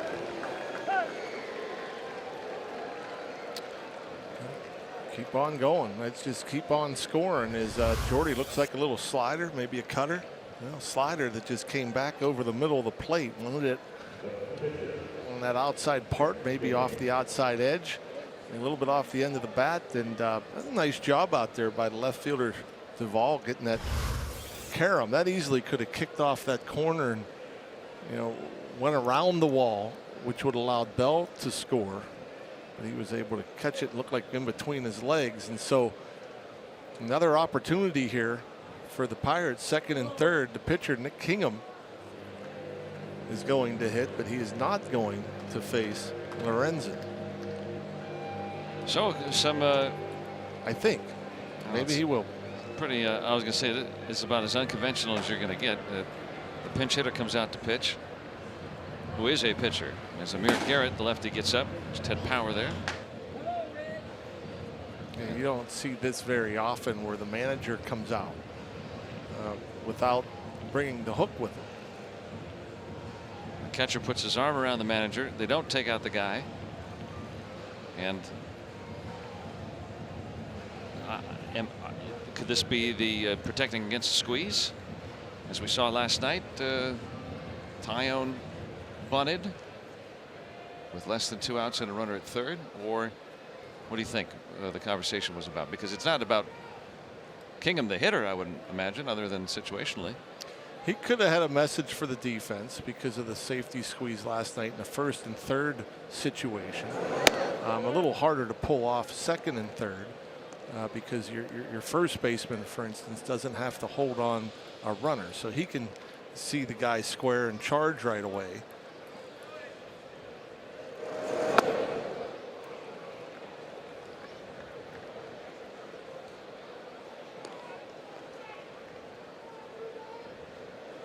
It's 2-0 now on Kingham.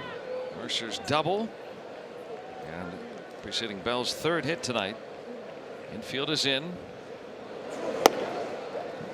Oh, help. Boy, that pitch well off the plate and down.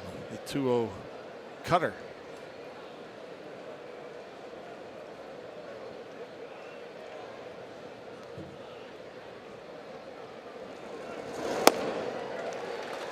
They're not throwing him a strike.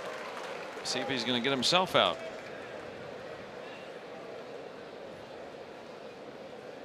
We got Dickerson on deck, who has homered his last 2 times up. Look at that. And Bell didn't run, and Mercer did. And because it got through, that eliminated the calamity that was about to transpire right there. Instead, it's a 2-run single for Kingham. And that's how it's been going for the Pirates lately. Yes, and you'll take that. And I happened to notice where the shortstop Peraza was playing. I mean, you have a pitcher batting, and he was playing him like a pull hitter. And so there was an enormous, look at all the room up the middle. Why is Peraza playing a pitcher that far over to pull? To me, that's, ball hit that weakly. As you see Mercer, he's gone. He knows that ball is going to get by the shortstop Peraza. Joey Bell, Josh Bell. I was thinking Joey Cora. Josh Bell was not going on contact, obviously. Well, all's well that ends well, and for Kingham, RBIs 3 and 4 this season. And he is aboard for Dickerson, who has homered his last 2 times up.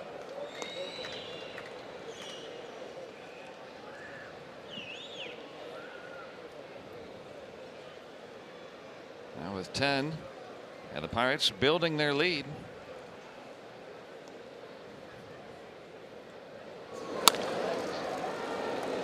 Devato get 1, and that's it. Was it Kingham's last start? He had a couple RBIs.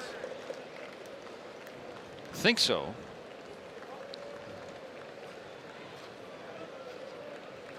RBI machine.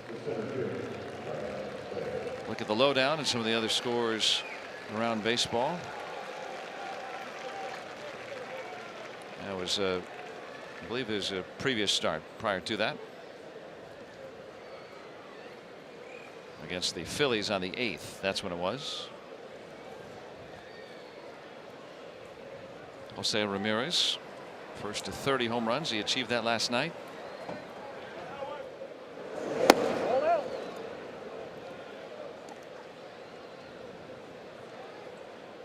Marte extending his hitting streak to 14 games with a base hit back in the first. Throwing out, trying to make it a double. Now the Pirates are going for their 8th consecutive win. They have outscored their opponents 47-16, including tonight. Now, of course, a lopsided win yesterday, but that only accounts for a small portion of that. I mean, they have been winning, and winning rather handily most nights. Yes, they have. Good pitching, good hitting. Dickerson running. And he is going to be walking into second base. Oh, there's a foul ball. Just got a piece of that.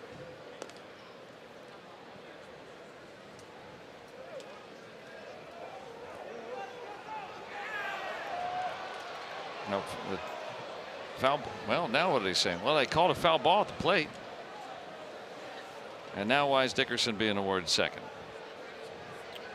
Well, Greg Gibson went up with both hands as if to indicate that ball was tipped, and maybe they are correcting that call. Jim Riggleman wants to find out. So do we. Maybe he put his hands up to call timeout to switch out the ball. That's what maybe the confusion is.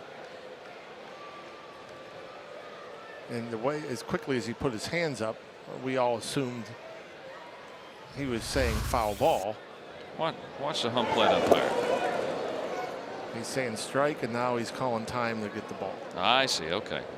And that confused everybody because Dickerson walked back to first. He was trying to steal first base. Oh. But obviously, the home plate umpire called timeout. I've only seen that happen once. And my guess is the second base umpire, Adrian Johnson, might have thought foul ball and said, "Hey, foul ball." So instead of stolen base for Dickerson.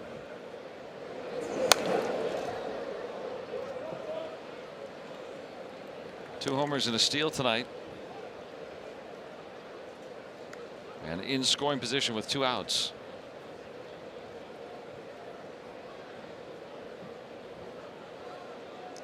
Pirates plating a pair on Nick Kingham's single. They have 10 hits. The Reds with just 2. Big friendly hop for Suarez. Sends the Pirates down into 6th. But they push across 2 more, and they're up 5-0.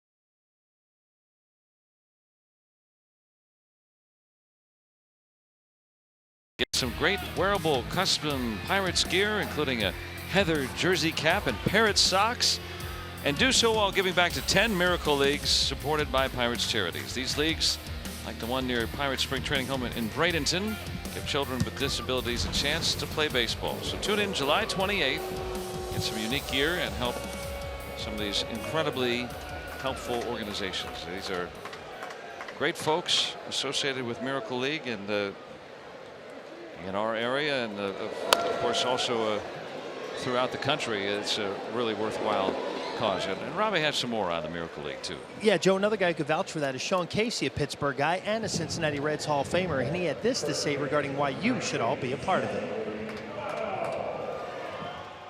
When I first was raising the money, I said, listen, leave a legacy for these kids, because if you give money to the Miracle League, any Miracle League, you can go feel it, smell it, touch it, all that stuff. when you come on Saturdays and see the kids.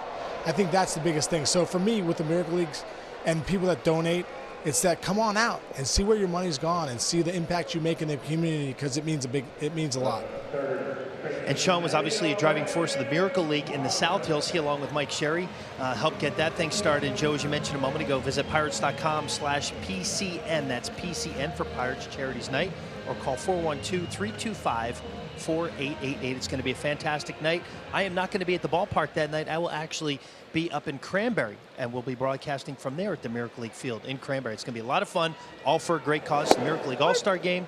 Players from 10 different Miracle Leagues all going to be a part of it, and we're all excited for it, Joe and Rock. Yeah, thank you very much, Robbie, and thanks to Sean Casey for he and his wife Mandy put together a fantastic place down there where we're at in the South Hills. But that's what's cool about this. It's not just benefiting one of the Miracle Leagues. It's really all the Miracle Leagues in our area. So that's what's fantastic about it. And like you said, there's cool stuff like that hat that you got on. That's a socks. Really cool. I like the gray. I don't think you wanted to see my feet, so we. Yeah, the parrot. Yeah. Parrot socks. Do this a lot at home. Oh yeah. But yeah, it's a backpack full with so many great goodies, and for a good cause as well. Miracle Leagues of our area. So Nick Kingham with another quick inning as the Pirates still have a big lead.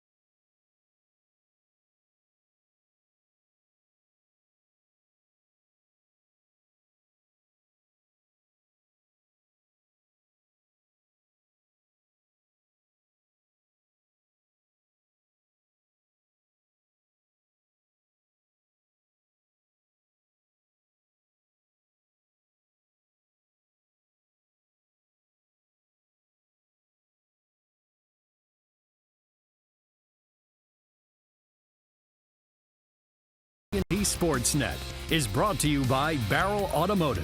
Visit barrel.com to learn more about our 3 conveniently located collision centers, and by Allegheny Health Network, official medical provider of the Pittsburgh Pirates and fans like you.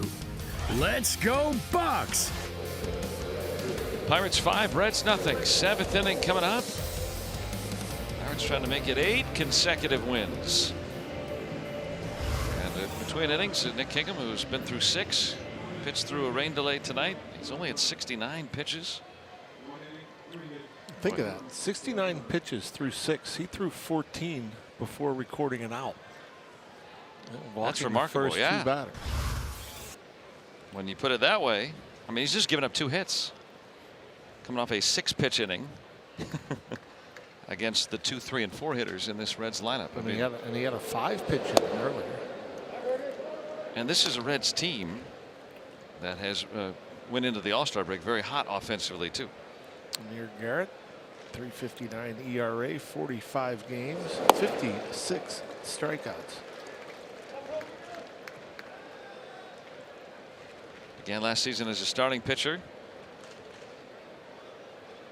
Opponents hit him just a 213 clip.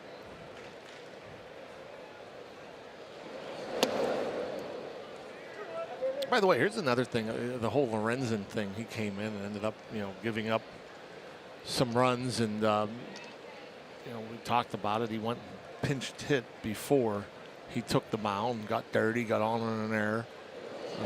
He's done some amazing things as Polanco pops up for the second consecutive at bat to Scooter Gennett. Here we are in the 7th inning. The reason I have a problem, he's 4 for 10, a couple of homers, grand slam, 3 homers, which is impressive. It's a pitcher, okay? And I could see going to him, but I mean, are you going to him instead of your bench players? What's that say to your bench players? Yeah, it wasn't like it was the 3rd inning of a game and you're just trying to save your bench players for later. Which then you could understand it, I'd suppose, right? Very early in a game. So you're probably going to use one of your 4 bench players, and so relief pitchers getting one of the pinch hit at bats. I just think that's, I don't know, that can't see that sitting well with the guys that are on the bench. And there was a little time between warming up and taking the mound, as you detailed there. So unconventional, to say the least. It didn't work this instance.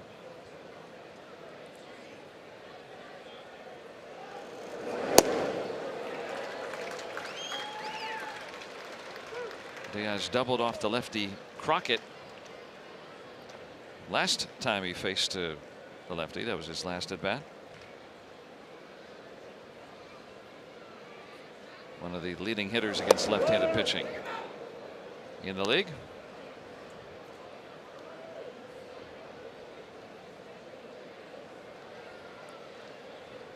Garrett, the former college basketball player, played more basketball than baseball as a collegian. And Peraza has the second out. Next Saturday, July 28th, the Pirates will host the Mets. At 7:05, it's a post-game Zambelli fireworks show presented by IBEW Local Union Number 5.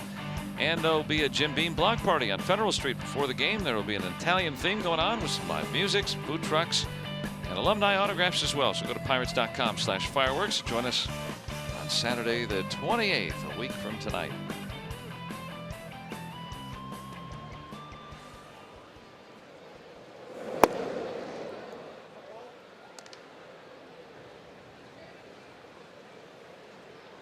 Colin Moran has walked and struck out twice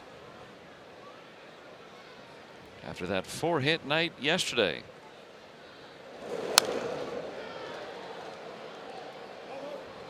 Do they have a stat for hits after 10 p.m.? Because he'd be probably high on the list already with those 4 last night. Yeah, some good at bats.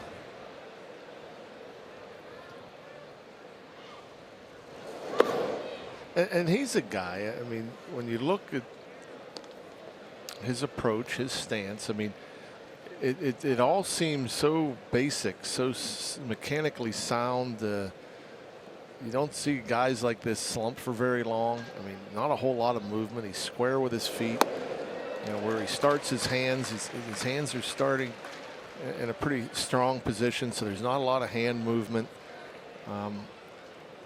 You know, for the most part, he looks like he uses the whole field, like the approach is towards the middle, adjust in and out. Maybe it's to hit it the other way, adjust it off speed. But it's so simple and basic to where guys that, you know, obviously tonight, not a great night for him, but it's a pretty sound approach.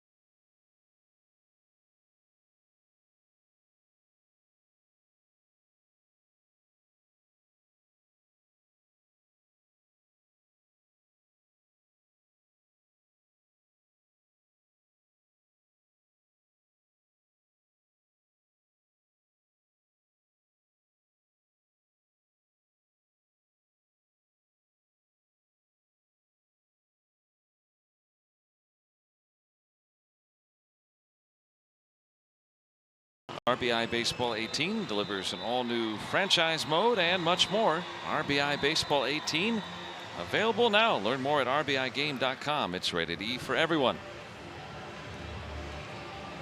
5-0 Pirates. Hope you had a good stretch. Great to see all the black and gold fans here as Winker collects another hit through the shift. That's crazy. There's no defending him. Yeah. And again, even when we saw him last year, I mean, man, he hit the Pirates. He was so impressive with it. And again, the approach. He has power. He hits to all fields. This is, again, a little bit like the Josh Bell at bat, to where he's just up there ready to hit. He recognizes, he sees the pitch. It's running away from him. He, puts a swing on it. Doesn't hit it hard. Hits it off the end of the bat, but finds a hole. He's got a 12-game hitting streak, and he's hitting more than 500 during it. So just kind of tip your cap, I guess. He has 2 of the 3 hits off Kingham. And none of them were hit hard. The Peraza double was a little bouncer that went right over the bag at third. A little flare from Winker back in the fourth. Popped him up. Uh-oh, that's trouble. Bell. No, we do. I thought the way Josh Bell went after that and the way he turned, I don't know if I ever remember a route quite like that, but that's a nice job from Josh Bell. He went from looking lost to about as solid as you can get in about 2 seconds. He goes back. Now he turns this way. You don't see that very often. And boy, he made that look easy. That's a nice play. And Sean Rodriguez was way over on the other side of second, so he had no help. I'm amazed Sean was able to get that close to it. That's a good play. Yeah. Securing 1 out. First time the Pirates pen has had action tonight. Edgar Santana. This is more just, hey, maybe we need to get some guys some work. That's a good thing. Curveball there. And Nick Kingham has thrown a few, not very many, but that one fooled Casale bad. This just disappears on him. Probably not going to throw him a fastball after a couple of line drive outs tonight. Let's see. I want to pass along a hello to Jim and Nita Cullison, who are here tonight.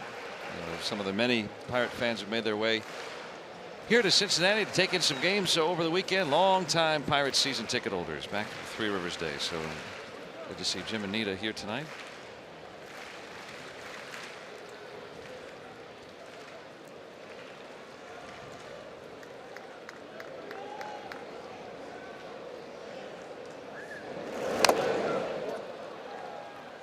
And Casale stays alive.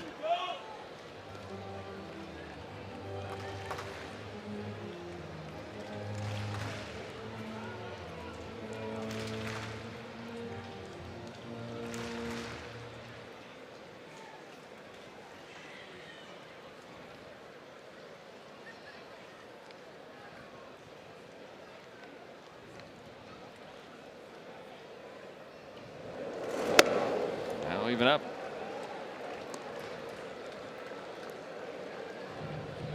Pitcher spot due up next.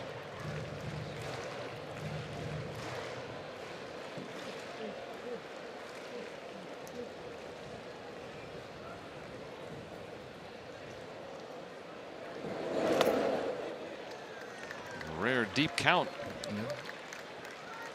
He's had innings shorter than this at bat. And so now, well, what will we do? We just go with that 2-seam fastball, get a double play ball. That's what I'm rooting for anyhow.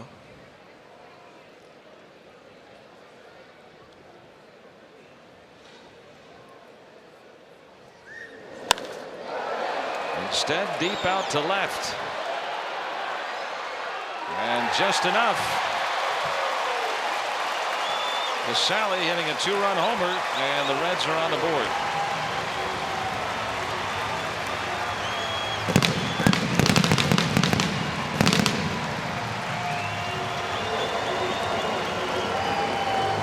had some good swings against Kingham earlier tonight, and having gone 3-2,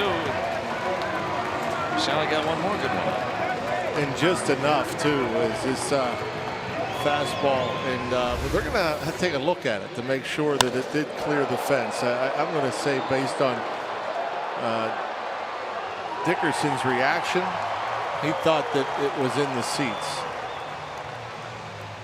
Let's look on our Allegheny Health Network Supermo. Yep. There you go. And even the third base umpire, Trip Gibson, he waited. It seemed like he waited for Corey Dickerson's reaction before he called it a home run. And yeah, they've already confirmed it. Greg Gibson, the crew chief, did the little, really, what do you call this? A little twirling of the finger. Twirling I guess, of the right? finger. Circling. The universal sign for homers. And so, yeah, it's a shame. That's going to be the end of Nick Kingham's game. Another good game for Nick. He goes into the 7th once again, and these are the only 2 runs he's allowed. He gave up 2 late solo homers in his last start against the Brewers in a game, a similar game where the Pirates had a pretty big lead. And so, you know, a couple of earned runs against him, but another fine showing from young Nick Kingham. And Santana coming on here in the 7th.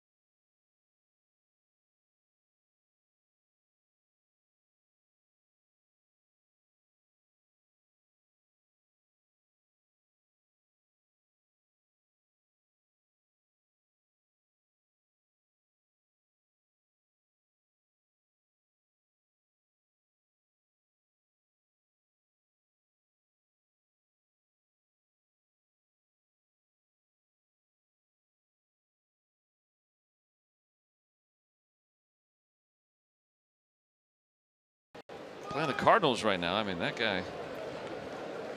Pirates just saw him and he was hitting about $140. That's hot. And this guy's been hot. Edgar Santana, 2-1, a 3.14 ERA, 46th appearance, just 5 walks. Base hit for the pinch hitter Phillip Ervin. The Reds not going quietly here in the 7th. They've made it a ball game.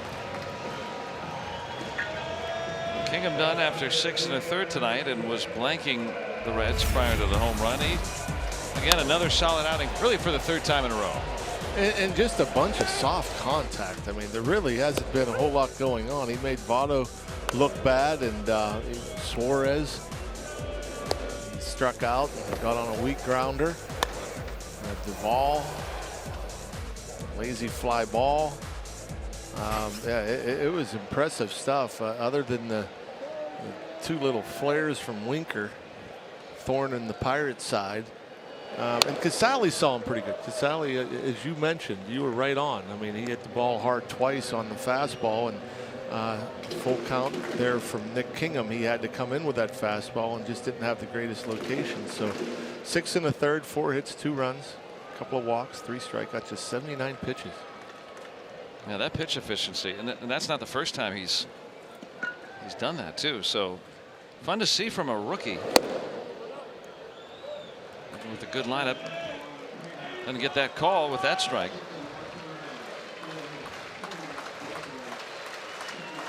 Hamilton hitless.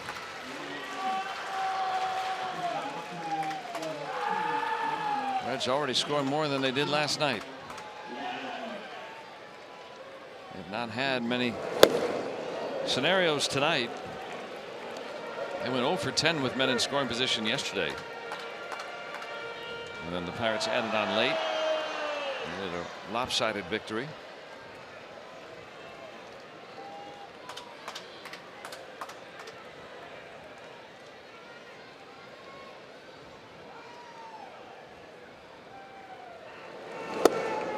Strike 4. What is going on here?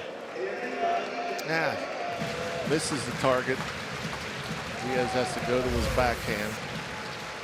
You can see how that doesn't look. Yeah, still there. 3 of those 4 should be counted, right? There you go. Strike 5. You're out. Hamilton's going to argue. He saw 5 strikes. And he's arguing. Got the fans to defend him. Don't I get 6? Yeah. 4, 5, 6 strikes, you're out. Man, what is he saying where that one is? That one was above my thigh.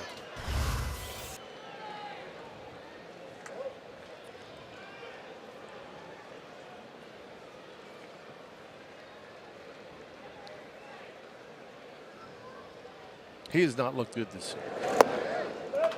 That's it. I mean, he is. We're talking about Billy Hamilton. You know, he's not really.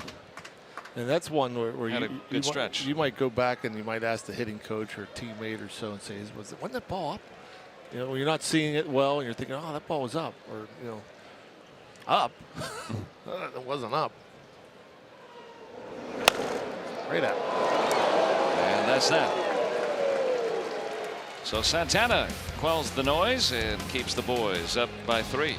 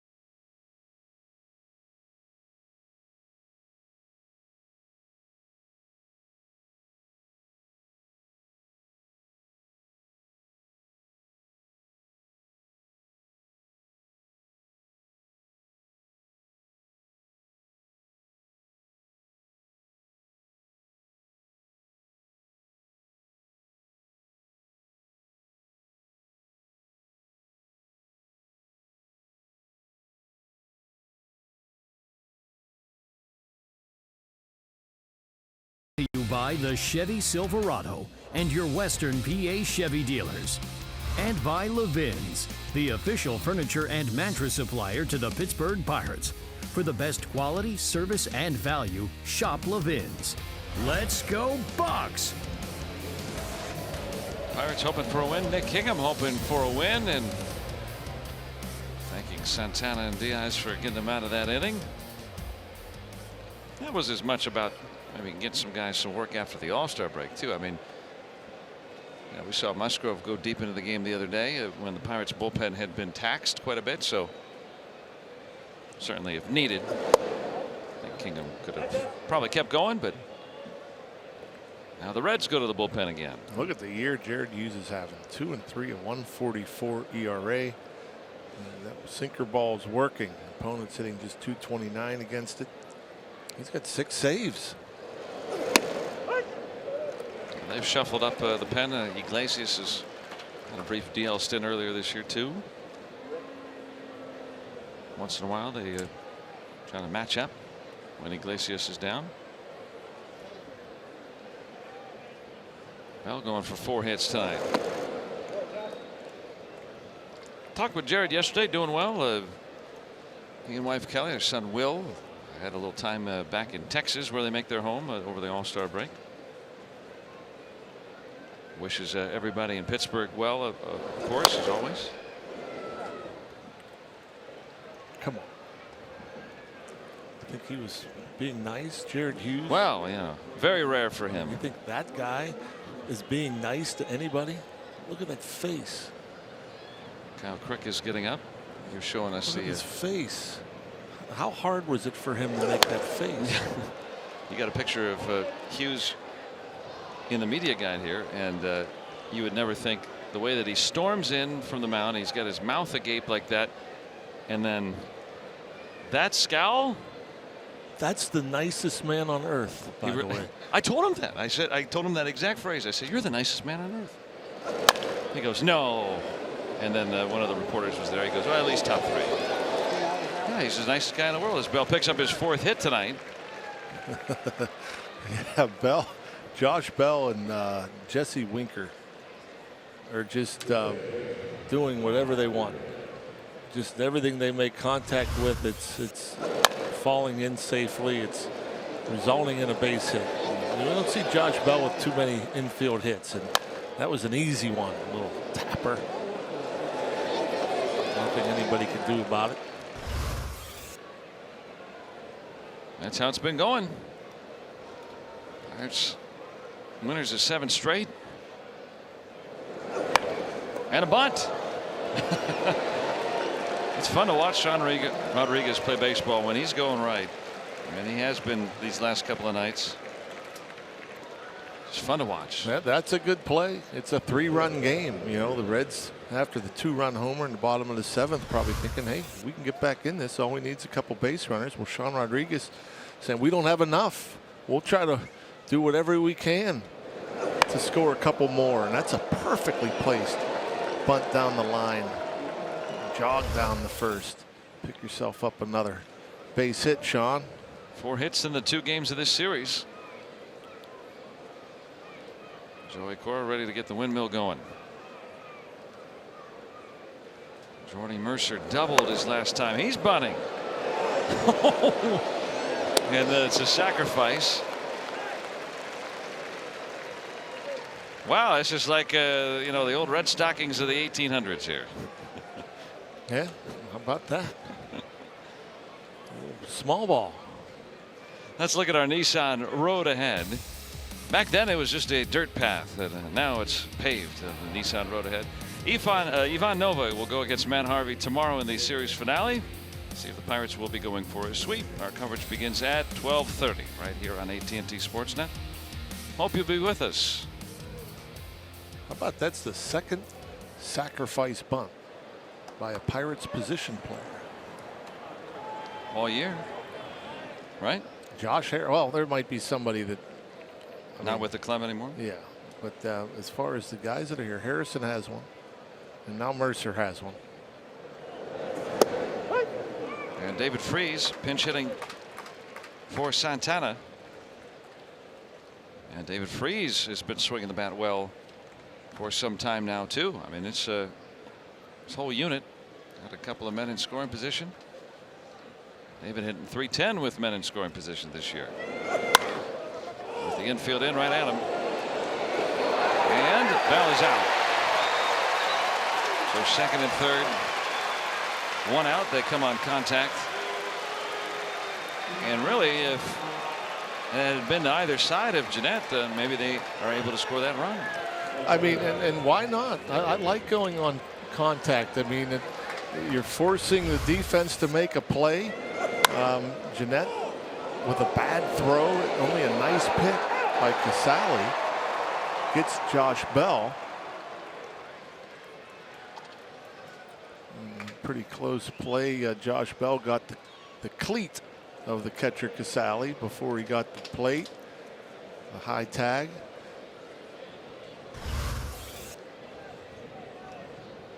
And so first and third with 2 outs for the red hot Corey Dickerson. He's homered twice more tonight. And you know we've known about the batting average all year, but for him, he came into tonight 7th in the league in slugging for the month out of everybody in the National League. So he has been one of the best power producers in the league this month, and that is before tonight's home runs. And so I'm going to go back now. Okay, so if the Pirates don't go on contact, do you think they're pitching to Dickerson right now? No, no way, no way. Yeah, and that's why you go on contact, and that's why I questioned that last night and earlier today. I mean, you don't go on contact, you're taking the bat out of a productive player's hand. But Jared Hughes historically has had much more success against right-handers than he has left-handers. So first base is open. They're going to put Dickerson on and face Marte. And Dickerson in a very short time, he's 2 for 3 against Hughes. So probably a better matchup. And again, it's the worst case scenario. The worst case scenario when you go on contact at second and third is this. And he still had a runner at third anyway, and he scores. And the Pirates do get another. It's a big run. That way, Sean. Hold on. Second wild pitch unfurled by the Reds this evening. And that ball just got by Casale. Missing, obviously, with the location was Hughes. A crossfire across the body, wasn't even in the dirt.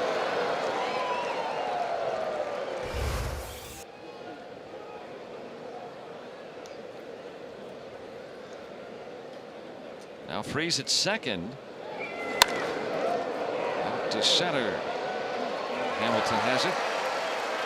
Pirates get a run back in the 8th. They've got a 4-run lead here in Cincinnati.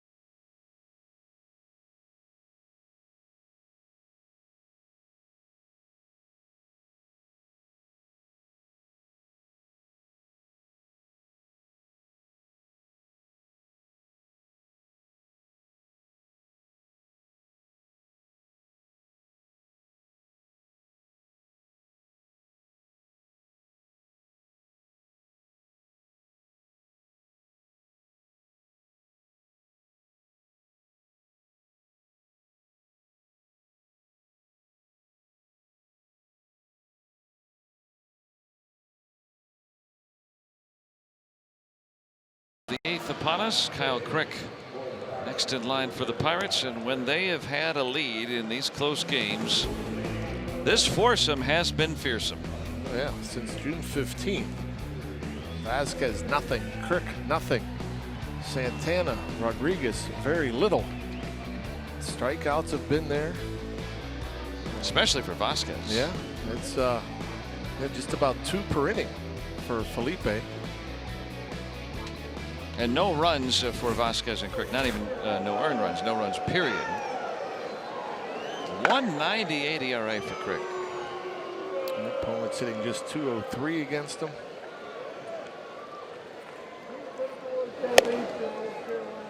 And he will face 3 All-Stars here in this 8th inning.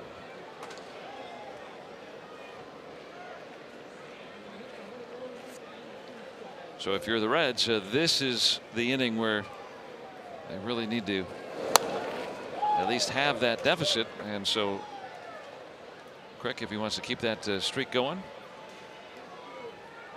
You know, it's interesting. So you have to wonder, because none of the 3 have looked very good the first 2 games of this series. Now, Votto didn't play last night, but Votto has not looked good today. Neither has Jeanette this series or Suarez.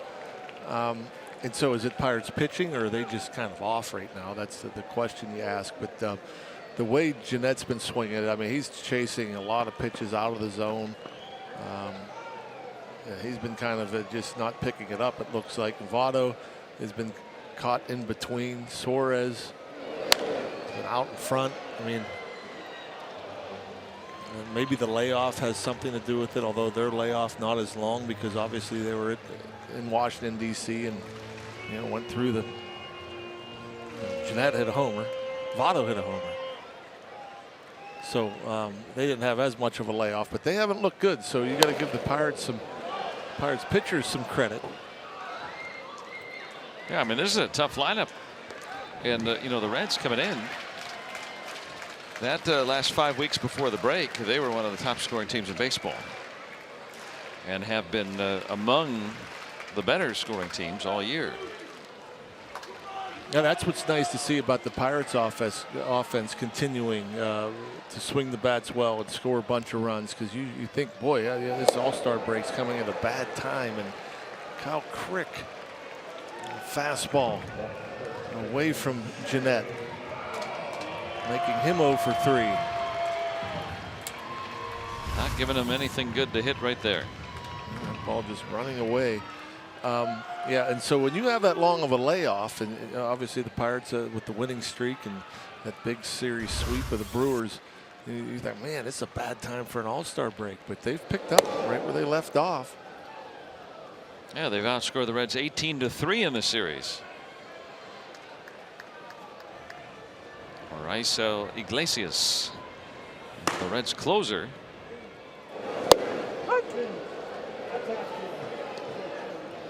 Long layoff, probably just trying to get everybody some work.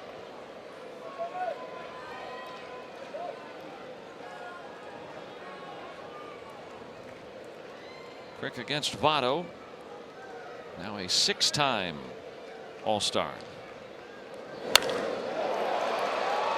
Slammed out to center, but Marte there. That ball's been dying tonight out to center a little bit,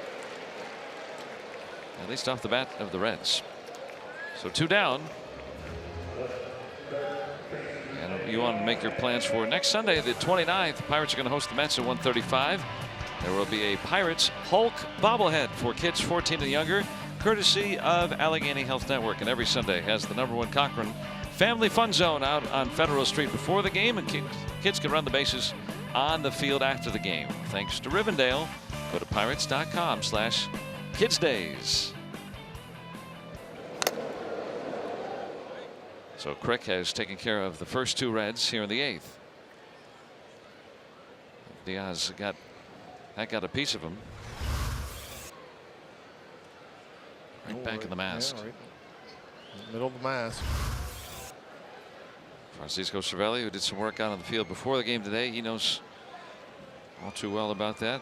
Concussion disabled list again for Cervelli. Has switched to that style of mask for the first time in his career, and initially just borrowed Diaz's mask, and now has one for himself.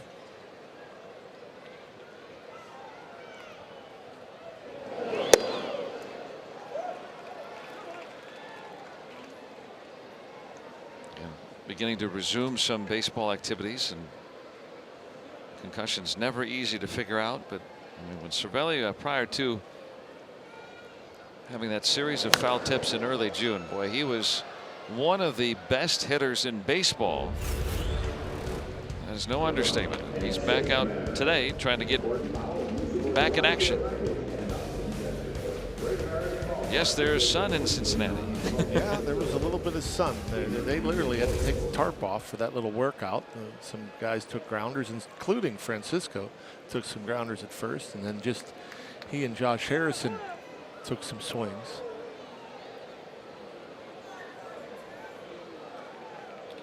And so maybe progressing toward return.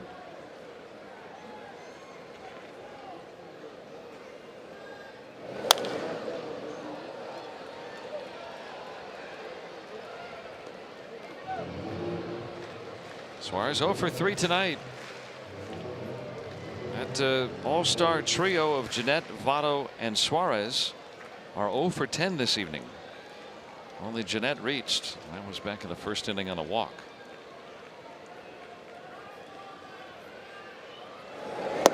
And make it 0 for 11. Kyle Crick. 1, 2, 3, 8th. Keeping the Pirates up 4.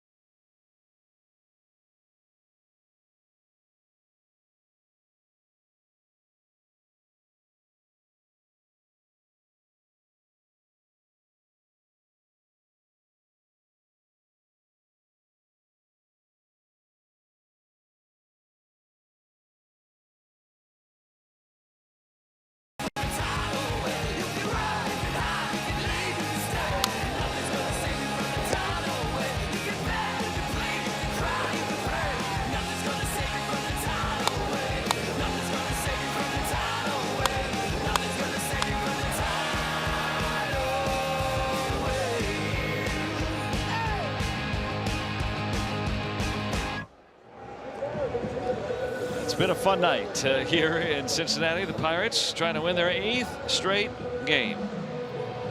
And they've got a 4-run lead as they come to bat here in the 9th.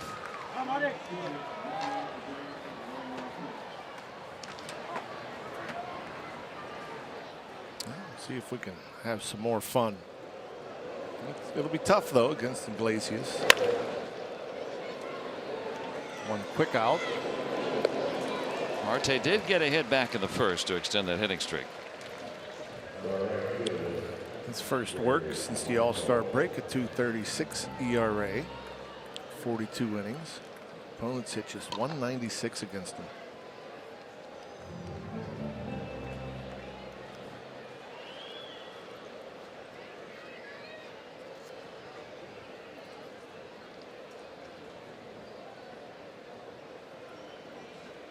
Now Polanco against him. Had a double back in the 4th. Dickerson with a pair of homers tonight. Josh Bell with 4 hits and an RBI. Nick Kingham with 2 runs batted in tonight. Yeah, how about that? And he pitched very well. Gave up a 2-run home run just over the wall to Casale. That was the final batter he faced in the 7th. He blanked the Reds over the first 6 and the 3rd.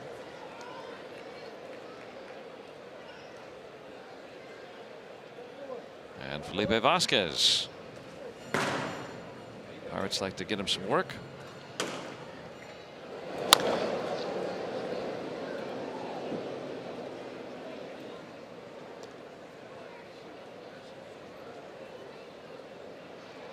Four pitches, 4 strikes. He's throwing a fastball, slider, changeup to Polanco. See if he wastes one.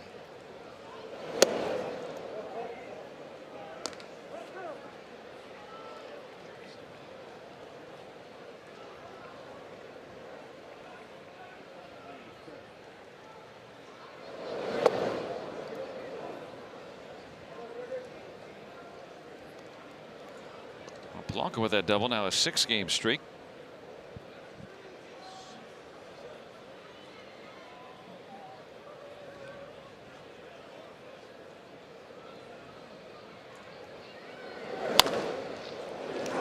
Stays fair.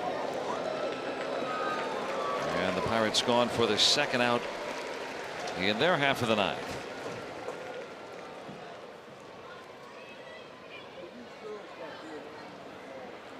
As you enjoy a Miller Lite, look forward to the hold true moment later in tonight's game.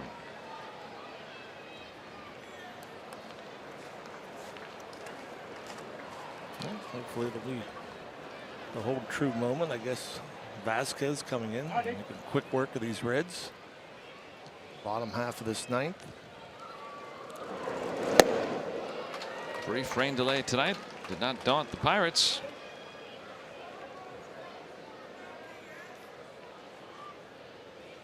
Neither did playing into the morning hours last night, or I guess this morning. Yeah, the Pirates could have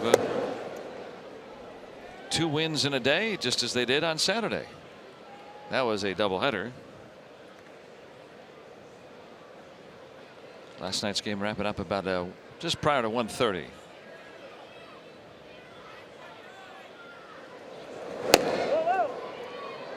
Jim Riggleman, thank you for the job you've done. Thank you for the job you've done. 10:30 sounds a lot more reasonable, right? Yeah, that's a little better than 1:30. 47-minute rain delay earlier. To Peraza. 3 groundouts for Iglesias. And the Pirates will take a 4-run lead into the ninth for Felipe Vasquez.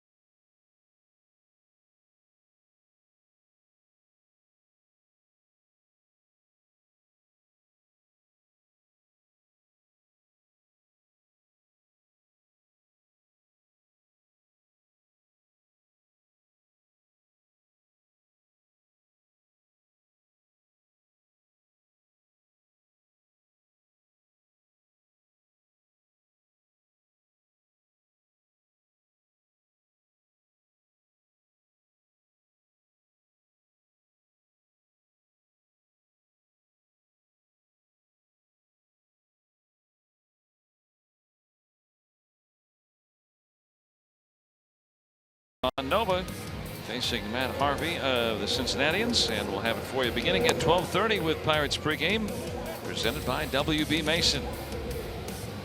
And if the Pirates can get 3 outs before the Reds score 4 times, the Pirates will be looking for a sweep. They're going for win number 8 in a row. 3 outs away from doing just that. Yeah, that would be a beautiful thing to keep this streak going and take it into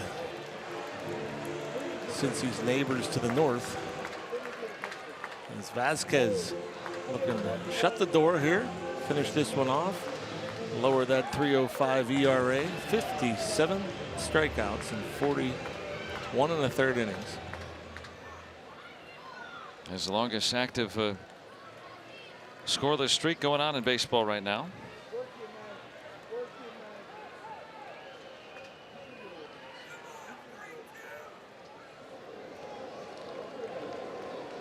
Not exactly sure what was going on there. Vasquez was getting ready to throw, and Diaz wasn't behind the plate. See if we can get out Winker. It has happened, but not very often in this series. What, do you have 3 hits last night? I think 3 last night, 2 more tonight. Got a 12-game hitting streak, hitting better than 500 during that. Up to 304.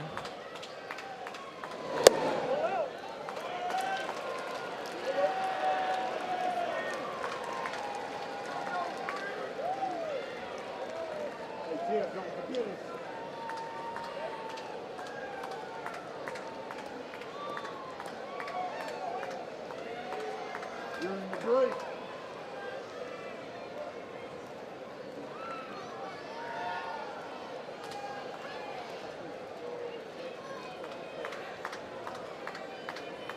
Behind 2-0.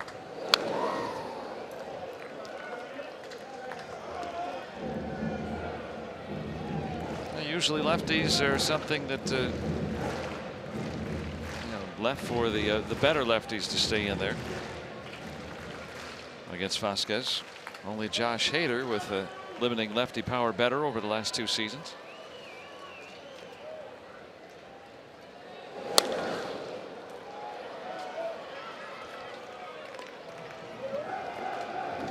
Even when a lefty does get a hit, it's usually a single. He's allowed 1 extra base hit, a double, against the left-handed hitter over the last 2 seasons.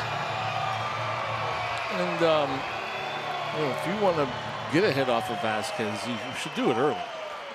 Get the fastball. I mean, I think that's your only chance, unless he really hangs a breaking ball right down the middle or something. But hitting his fastball, I think, is your best chance left on left.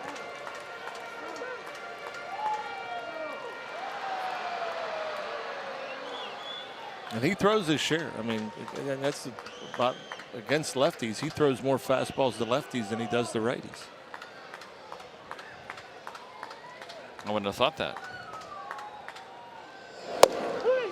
And he strikes him out on one. Perfect pitch there. Winker didn't like it. He thought it was either down or away, but it was neither.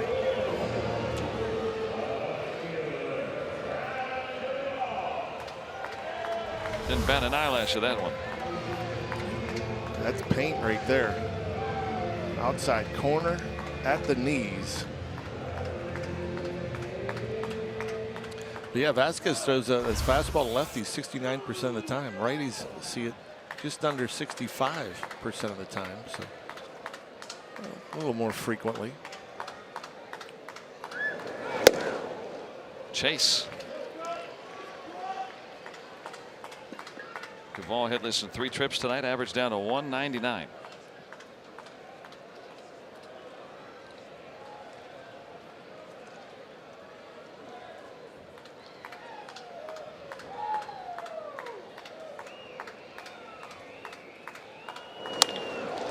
Down the line and in toward the corner. Duvall has a 1-out double here in the Reds' ninth.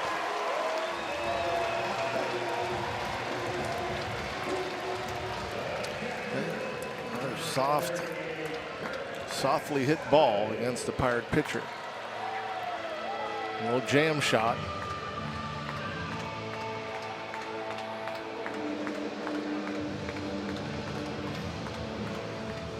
th double for Duvall.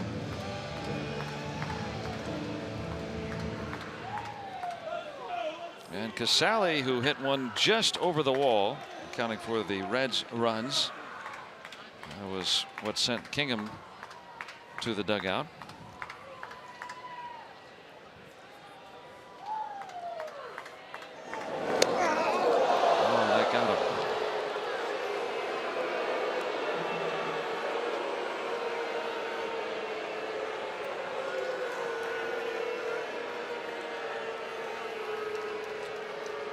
Looked like it came in near the right hand there, maybe. I think it got, yeah, the right hand or wrist or somewhere. And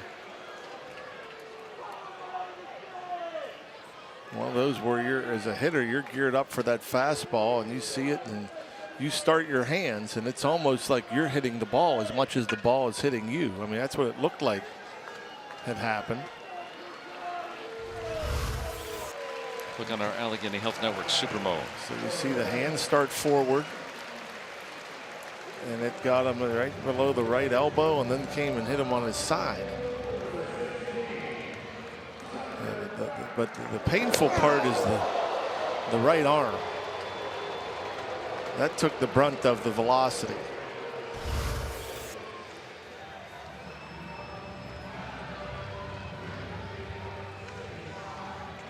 And so he's aboard. Now the tying run will be on deck. Vasquez looks unfazed.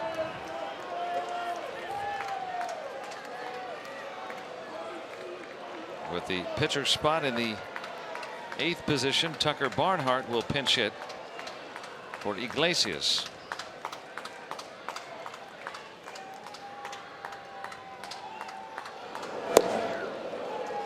Late. That's got to be tough to come off the bench and try to hit Vasquez. Yeah, I mean, any closer really. I mean, coming off the bench with facet and closer is not fun.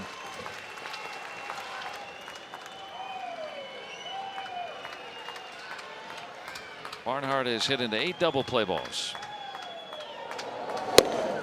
And closers are closers because they're good at getting both righties and lefties, shutting the door. Pitching with men on sometimes, right? You know, you get a fireman. Get a guy like Vasquez. It's like Chapman. Not fun. Or Rivera.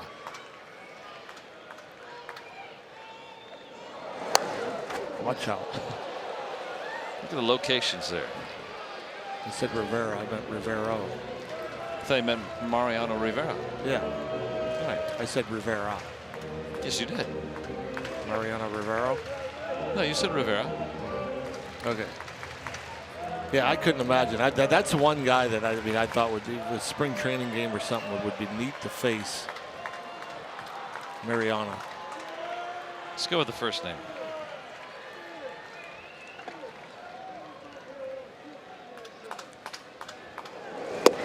Oh. That was a beauty of a pitch. Yes, it was. A little backdoor breaking ball.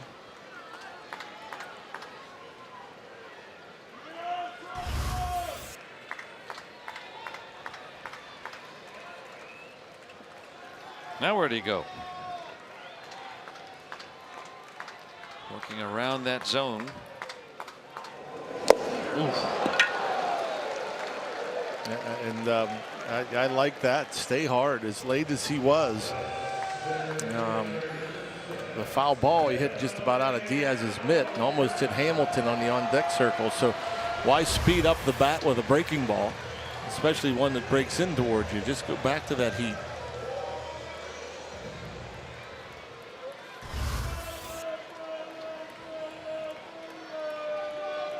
Now Billy Hamilton standing in the way of the Pirates' 8th consecutive win.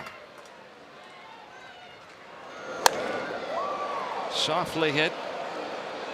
Polanco was playing in, and that's it. The Pirates have won 8 in a row, and they have won the first 2 games after the All-Star break. Corey Dickerson tapping into that power, and everything is going the Pirates' way right now. It really is, and it's just so much fun, and it just seems easy. You know, the last time I worked, obviously, it was a few weeks ago, back in, on that West Coast swing. It was hard. Baseball seemed hard. It was hard to get wins, and now leading into the All-Star break, and now a couple of games off after the All-Star